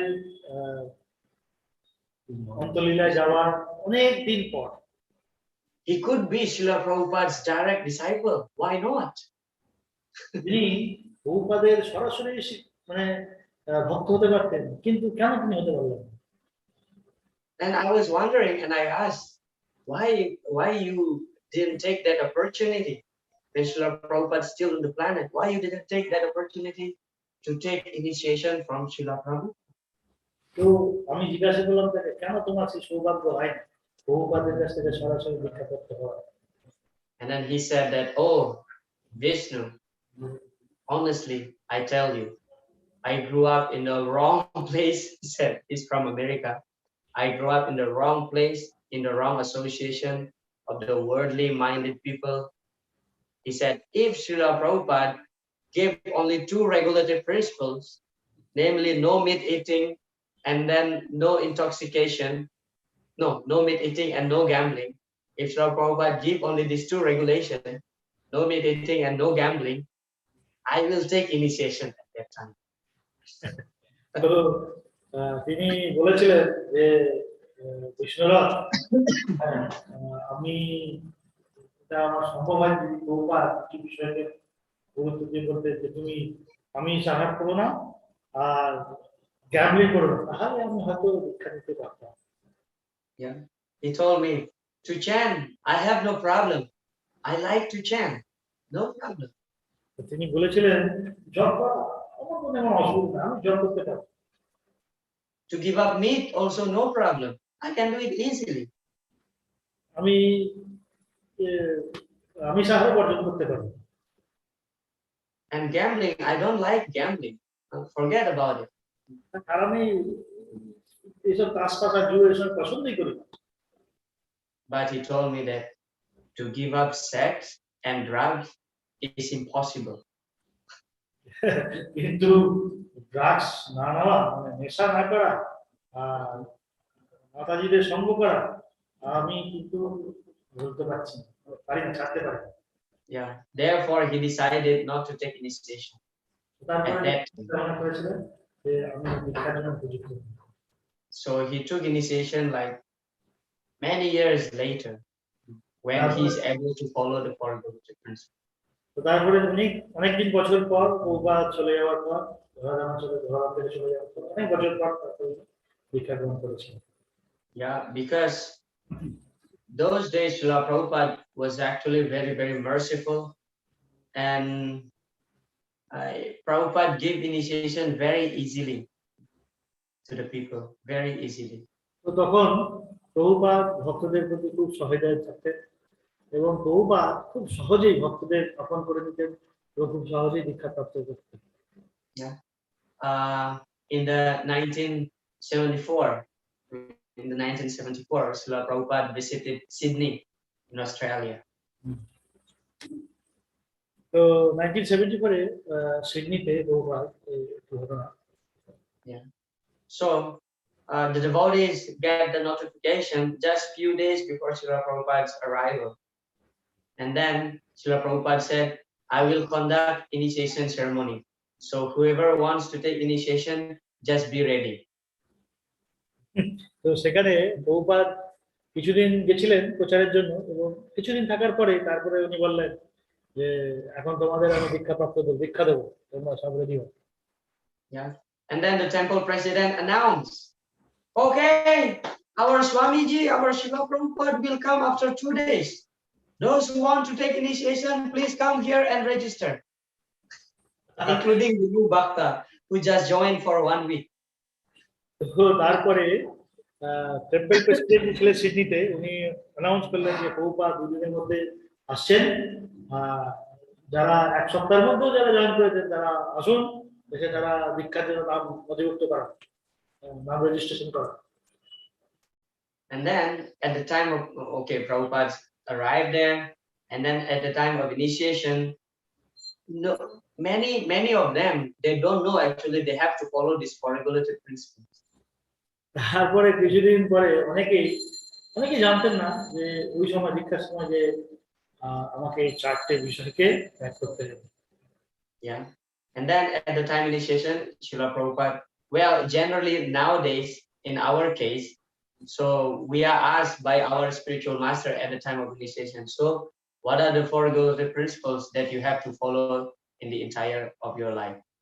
But those days in the beginning, Srila Prabhupada said, okay, now I will give you initiation, and then you should follow these four regulative principles. You should follow these four regulative principles. No meat eating, no illicit sex, no intoxication, no gambling. And then many devotees just got shocked, like, what? I didn't know that I have to follow these four regulative principles. Out of the sudden, the Swamiji asked me to follow these four regulative principles. তো আমাদের যে বর্তমান স্থিতি তাতে কি যে আমরা যখন দীক্ষার জন্য যাই তখন আমাদের গুরু মহারাজ জিজ্ঞেস করে বলো তো চারটে বিষয় কি আমাদের পরিত্যাগ করতে হবে, কিন্তু তখন দীক্ষার সময় বহুবার সবাইকে বলছে জানো কি তোমাকে এই চারটে বিষয় পরিত্যাগ করতে হবে। তখন তো তাদের মাথা খারাপ যে কিভাবে আমরা এই চারটে বিষয়কে ত্যাগ করে থাকি, এই চারটে বিষয় ছাড়া সত্যি বিদেশে যারা আছে তারা কোনোদিন থাকতে পারে না। এই চারটে বিষয়কে ছাড়া তারা কি করে, চারটেকে নিয়ে তাদের জীবন। So that was the mercy of Srila Prabhupada. তো এটি বহুবাদের মহা মহা হচ্ছে কৃপা। But of course, later on, he becomes even more strict before accepting the disciple. তো তারপরে প্রভুপাদ অনেক মানে কঠিন হয়ে গেছিলেন। Yeah. তারপরে তার শিষ্য গ্রহণ করার ক্ষেত্রে মানে অনেক রুলস করেছিলেন। So there was one story. There was one devotee who just joined the ashram and then took initiation from Srila Prabhupada. And then the next day after initiation, so Srila Prabhupada left, and then the next day he also left. And then he just broke the four regulative principle and became like a hippie again. তো এই যে একটি ছোট ঘটনা, একবার প্রভুপাদ এক ভক্তকে দীক্ষা দিয়েছিলেন এবং কিছুদিন পর প্রভুপাদ যখন চলে যায় তখন সেই ভক্ত সেই জায়গা থেকে ত্যাগ করেন এবং পরবর্তীকালে এই চারটে কোনো একটা চারটের মধ্যে কোনো একটি অভ্যাস তার মধ্যে আসে এবং তারপরে চারটে অভ্যাসে আসে এবং পরে উনি হিপি হয়ে যান। Yeah. And then the temple president informed Srila Prabhupada. Prabhupada, this devotee, the one who took initiation that day, now he broke all the regulatory principles. He stopped chanting. And then Srila Prabhupada said, he may be initiated by me, but he's not my disciple. But he's not my disciple. তো এরপরে temple president যিনি ছিলেন তিনি প্রভুপাদকে complain করেছিলেন যে একজন ভক্ত আছে যিনি আপনার কাছ থেকে দীক্ষা নিয়েছেন, তিনি এই সমস্ত কর্মগুলো ছাড়তে পারেনি, অপকর্মগুলো করে যাচ্ছে। তখন প্রভুপাদ তাকে বলেছিলেন যে দেখো সে হয়তো আমার কাছ থেকে দীক্ষা নিয়েছে কিন্তু সে আমার শিষ্য নয়। Yeah. So Srila Prabhupada explained, of course, once, twice, we may fall down and accidentally break even one or all the four regulative principles.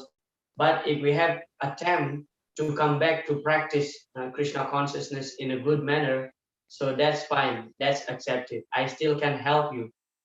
But if you are breaking the regulative principles and not come back to our Krishna consciousness philosophy, Krishna consciousness life, then how can I help you? So Prabhupada. তো প্রভুপাদ তারপরে বলেছিলেন যে কেউ যদি সাধারণভাবে আমার কাছে আসে আমি তাই কিছু সাহায্য করতে পারি, কিন্তু কেউ যদি এই চারটে বিষয়কে ত্যাগ না করে সে যদি আমার কাছে আসে তাকে আমি কি করে তাকে সাহায্য করব। So at the time of initiation, we are giving our vows in the front of the spiritual master, in the front of the other Vaisnavas, and in the front of the fire, who's the Saksi actually, who's the witness, and that fire is representative of Lord Krishna. So we are giving our vows, we are giving our promise. That means at the time of initiation, we are giving our commitment, and we should not break that commitment. তো এইভাবে আমরা অগ্নিকে সাক্ষী রেখে এবং বিভিন্ন বৈষ্ণবকে সামনে রেখে আমরা গুরু মহারাজের কাছে আমরা আমাদের প্রতিজ্ঞাবদ্ধ হই যে আমরা এই অপকর্ম থেকে আমরা বিরত থাকব। Yeah. Therefore, if we are not ready yet to take Diksha, better keep it whole. Don't rush it. Otherwise, you may be in trouble in the future. তো এই জন্য আমাদের দীক্ষা নেওয়ার জন্য এত তাড়াতাড়ি কিছু চিন্তা নেই, আমরা শিক্ষা নিতেই পারি, শিক্ষা আমাদের চলতেই থাকে। দীক্ষা যদি আমরা নিয়ে নিই পরবর্তীকালে আমাদের অনেক সমস্যা হবে। Yeah. And regarding the 16 rounds, this is just actually Srila Prabhupada's kindness to us. Why we are chanting only 16 rounds. তো যে বাকি যে 16 মালা জপ করা প্রতিদিন সেটা শিল প্রভুপাদের একটা মহান কৃপা আমাদের প্রতি। His Divine Grace Srila Bhaktisiddhanta Saraswati Thakur mentioned that if a jiva gets a human form of life and doesn't chant 64 rounds of Hare Krishna Mahamantra daily, he is considered to be an animal. Ooh, very heavy statement. তো এইভাবে বহু বলছেন যে speaking of জীব গোস্বামী, ভক্তি সিদ্ধান্ত সরস্বতী গোস্বামী ঠাকুর বলেছেন যে জীবনে কেউ যদি মানে কোনো ভক্ত যদি 64 মালা জপ না করে তিনি হচ্ছেন প্রকৃতপক্ষে তিনি একজন পশুর মতো। So when Srila Prabhupada went to the West, 1965, arrived in Boston. By the way, today is actually a very special day because today is the 56th anniversary of Srila Prabhupada's arrival in America. Jai Srila Prabhupada. তো আজকে খুব একটি ভালো দিন, আজকে 53তম বছর, 56তম বছর যে প্রভুপাদ আমেরিকাতে পদার্পণ করেছেন। So when Srila Prabhupada arrived there, and then some people slowly got attracted, and Srila Prabhupada started to explain about, this, and you have to chant 64 rounds before getting initiation. And the Bhakta said that 64 rounds, Swamiji, it's impossible. No, we cannot chant 64 rounds. তো তারপরে ওবা যখন আমেরিকায় ছিলেন ধীরে ধীরে সব ভক্তদের নির্দেশ দিলেন যে 64 মালা জপ করার জন্য। তারপরে ভক্তরা একটু অসমর্থ হয়ে পড়েছিলেন যে 64 মালা কি করে জপ করবে। তো প্রভুপাদের সামনে ওনারা বলেছিলেন যে আমরা কি করে 64 মালা জপ করবো, শেষ করবো। And Srila Prabhupada said, all right, 32 rounds. And still the devotee said, no, Swamiji, it's still too much. 32 rounds still too much. তারপর প্রভুপাদ বলেছেন ঠিক আছে তোমরা 32 মালা অন্তত করো। ভক্তরা আরো কান্নাকাটি করে বলছিল প্রভুপাদ কি করে সম্ভব 32 মালা। And then Srila Prabhupada said, all right, 16 rounds. And the devotee said, 16 rounds? Oh, Swamiji, still too much. What about 8 rounds? 8 rounds we can chant. And Srila Prabhupada said, no 16 rounds, no initiation. তারপরে প্রভুপাদ বলেছিলেন ঠিক আছে তোমরা তাহলে 16 মালা জপ করো। তখন ভক্তরা বলেছিলেন না, আমাদের এটাও খুব চাপ লেগে যাচ্ছে, তো যদি পারেন তাহলে 8 মালা। বললেন প্রভুপাদ বললেন no 16 round, no initiation, no dikha. So this 16 rounds minimum is actually Srila Prabhupada kindness to us. It's not the real standard of human being, but it is Srila Prabhupada's kindness. Srila Prabhupada said to the devotees, if you just chant 16 rounds every day nicely and follow 4 regulative principles strictly, I will take care of the rest. I'll bring you back home, back to God. তো প্রকৃতপক্ষে 16 মালা জপ তো শুনতেই পারলেন যে 16 মালা জপ হচ্ছে minimum, হ্যাঁ এটা মিনিমাম। কিন্তু যারা 64 মালা করে না তারা হচ্ছে পশুর মতো।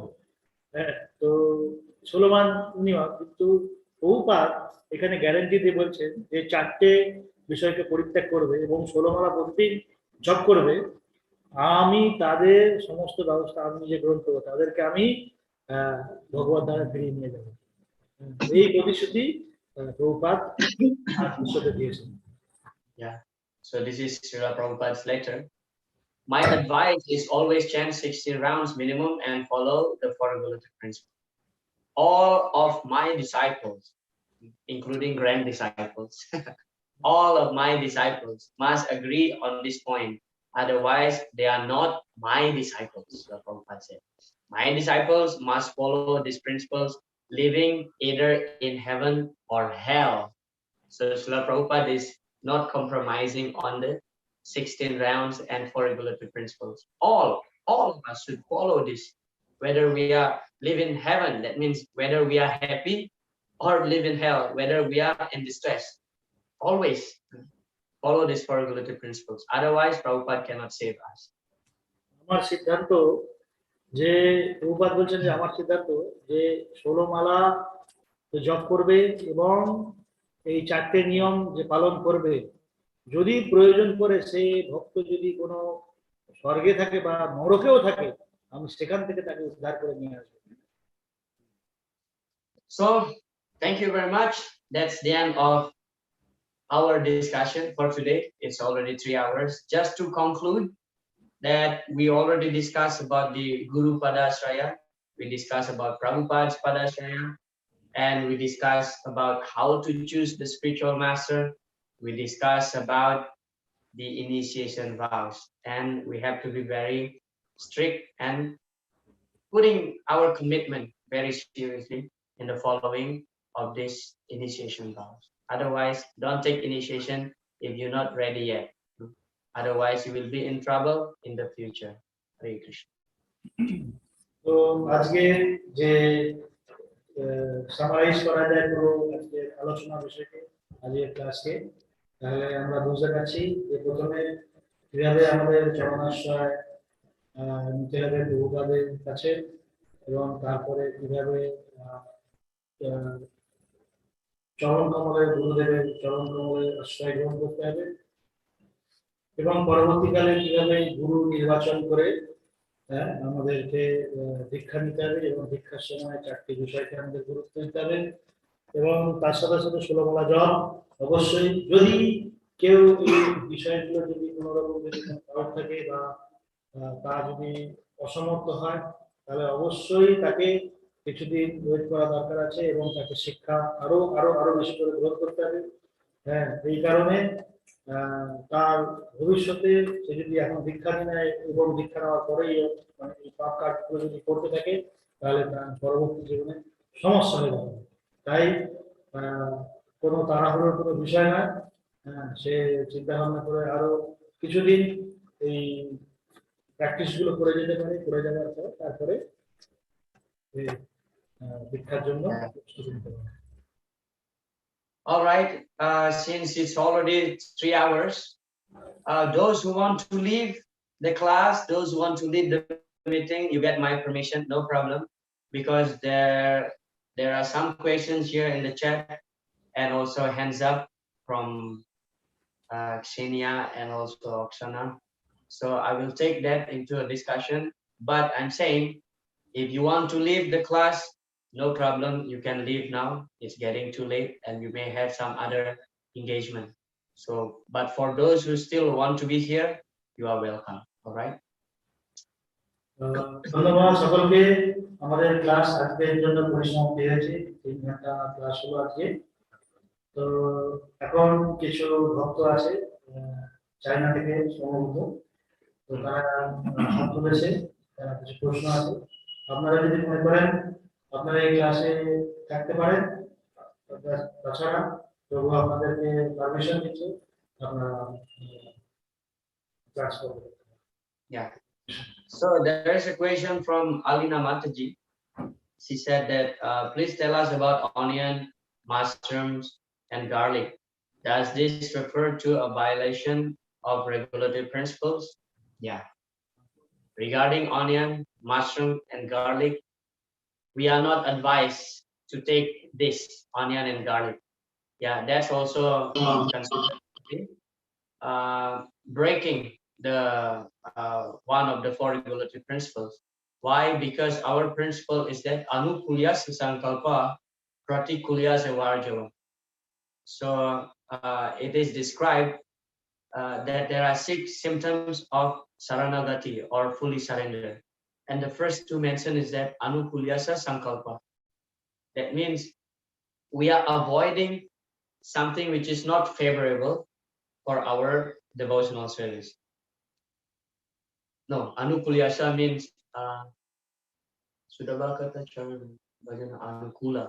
anukulyasa means accepting whatever favorable for our devotional service. And then pratikul, anukul and pratikul. So anukul means favorable, pratikul means not favorable. So whatever not favorable, we have to reject that. Sanjeev Prabhu, you want to translate into Bengali? Or no? No problem. So this is for Alina Mataji regarding onion and garlic. Because onion and garlic, they are actually bringing passion. They are considered to be in the mode of passion. And our principle is that you are what you eat. You are what you eat. So depend on what you eat, that will build your character. That will build your nature. And regarding mushroom, mushroom is considered to be in the mode of ignorance, in the mode of tamoguna. That's why we don't take mushroom, although it is not meat, but we avoid mushroom. Srila Prabhupada told the devotees to avoid mushroom. Okay, even Srila Prabhupada told the devotees to avoid chocolate. Yeah, if we're really a strict follower, we even avoid chocolate. And what to speak of mushroom or garlic and onion? We don't take this garlic and onion because they are in the mode of rajoguna. Yeah, in the mode of rajoguna. That's the main reason why we don't take this, because that will build our nature, our character, and that's not favorable for our devotional service, our Krishna consciousness. And then regarding chocolate, can you talk about chocolate? Yes, Srila Prabhupada said the devotees should avoid chocolate because chocolate contain some stuff which is make us feel addicted. Yeah, contain some addiction, chocolate. But if we that chocolate that Srila Prabhupada refers, of course, that chocolate produced by others, produced in fabric, yeah, produced in factory. But if we grow our own chocolate, we can eat that, no problem. But in the process of preparing that chocolate by some factory, so they add something which will make you addicted, just like cigarette, coffee. We don't take coffee because that will make us addicted. So that's kind of intoxicant. Chocolate may not be giving you big intoxication, but it will give you some sense of addiction, some sense of addiction. And it is described that chocolate may also enhance your passion, may enhance your sexual appetite. And this is not good, yeah, for the devotees. Even, okay, even soya also. Soya is a vegetarian and many devotees taking soya, but not on the regular basis. Soya is not allowed on the regular basis. Yeah, once a month, maybe okay, but not on the regular basis. Like tofu, tofu is good, but not on the regular basis because that will create passion on us. Even paneer also. Paneer is very, very good. Yeah, but especially a sannyas. Once Srila Prabhupada was served paneer. Who is that cooking? Govinda Dasi Mataji. Actually, Govinda Dasi Mataji, one of Srila Prabhupada's favorite cook. One time she was cooking preparation with paneer. Srila Prabhupada ate the whole thing. And then Govinda Mataji thought that, oh, Srila Prabhupada loved this prasada. I will cook again tomorrow. And Srila Prabhupada took the next day, she cooked again the same thing with paneer. Srila Prabhupada took only little. And then the next day she cooked again, Srila Prabhupada didn't take it. Srila Prabhupada explained, paneer is very good, but not every day, especially for a sannyas, because this will increase the lust, increase the passion.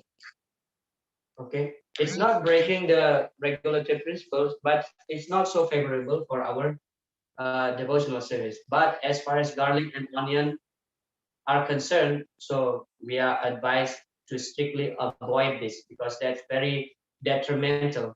It's enhanced the passion very quickly. Yeah. Chocolate, Prabhupada said it contains some addictive. So if we take chocolate, that's also considered as intoxicant. That's why we avoid. But we may sometimes see some devotees eating chocolate. But yeah, what can I say? What can I say? I'm not in a position of an authority to tell others don't eat chocolate. But some very strict devotees, like yeah, His Holiness Bhakti Vikas Maharaj, he's very strict, and he told all his disciples, you cannot eat chocolate. Don't eat chocolate, because Srila Prabhupada said no chocolate. Okay? Hare Krishna. Thank you, Alina Mataji, for your question. Hands up here from Ksenia, Mataji, and Oksana. Hare Krishna. I hope this is Vishnata class because we are getting late. Das Prabhu, please accept my humble obeisances. I wanted to ask a question about initiation. For example, if wife and husband, they both prepare for to be initiated, but husband likes one person to be chosen as his Diksha Guru, but wife likes another person.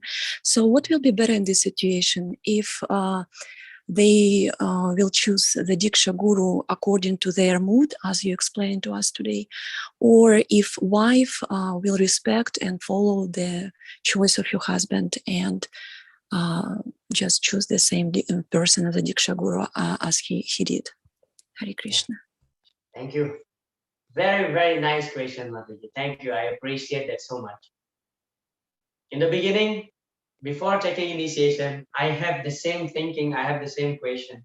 To a devotee couple, got married, but they have different gurus. I asked them, why don't you take initiation from the same guru? And then the Mataji told me, she is very senior, she told me, this is actually very good. This is actually very good because you will develop respect to other gurus. And this discussion will come up tomorrow about respect to other gurus. If we have only, I'm not saying this is bad, it's still okay and very, very good. If in one family, the husband and wife initiated by the same guru, no problem at all. That's fine. They serve their gurus together. But if even myself, I have one guru and my wife took initiation from another guru. Okay, but still, I consider that her guru is also my guru. I love him so much. Yeah, I love him so much. I serve him as much as I serve my guru, and this is very good. In this kind of situation, you develop respect for other sannyasis, for other gurus also. You will not become so selfish. It's only about my guru. No, okay, because he's your husband or wife's guru, so you develop naturally respect for other gurus. So this is very good. For example, I'm initiated by His Holiness Bhakti Raghava Swami, and my wife is initiated by His Holiness Kadambakkananda Swami.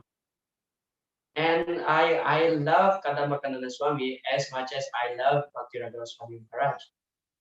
When Kadambakkananda Swami comes here to Mayapur, I serve him. I serve him. And then when Bhakti Raghava Swami Maharaj come here to Mayapur, my wife served him. So there is cooperation here. There is variety, because in ISKCON, a lot of varieties, and Prabhupada explained, varieties is the mother of enjoyment. Yeah, varieties is the mother of enjoyment. And ISKCON is actually, our principle is that unity in diversity. There are so many diversities, but we are in unity. Okay, so husband and wife also like that. So as a husband, as far as spiritual master is concerned, he should not force her wife to take initiation from his guru. If she decided to take initiation from another guru, let her go with that. Otherwise, if you force her to serve the guru that you choose, sometimes it may create some trouble for her. Of course, the principle is that a wife should be very chaste and follow whatever the husband's decision. But as far as choosing a spiritual master is concerned, I would say better not to interfere too much on this, because it's about her relationship with her guru. Okay, so that's good. There will be cooperation, and you develop respect naturally to other gurus also. So you will not become so selfish. It's only about my guru, no. It's happened also like in the temple relationship. Sometimes I have seen personally in one temple, all the devotees initiated by one sannyasi, one guru. And that's actually not a very healthy condition. Not very healthy condition. But recently I went to one place called Harikan. So in that place, there are devotees, there are some brahmacharis, and they are initiated by different gurus like Radhanath Maharaj, Lokanath Maharaj, Bhaktiraga Swami, and other sannyasis, and they are cooperating together to serve Srila Prabhupada, and that's very healthy. Yeah.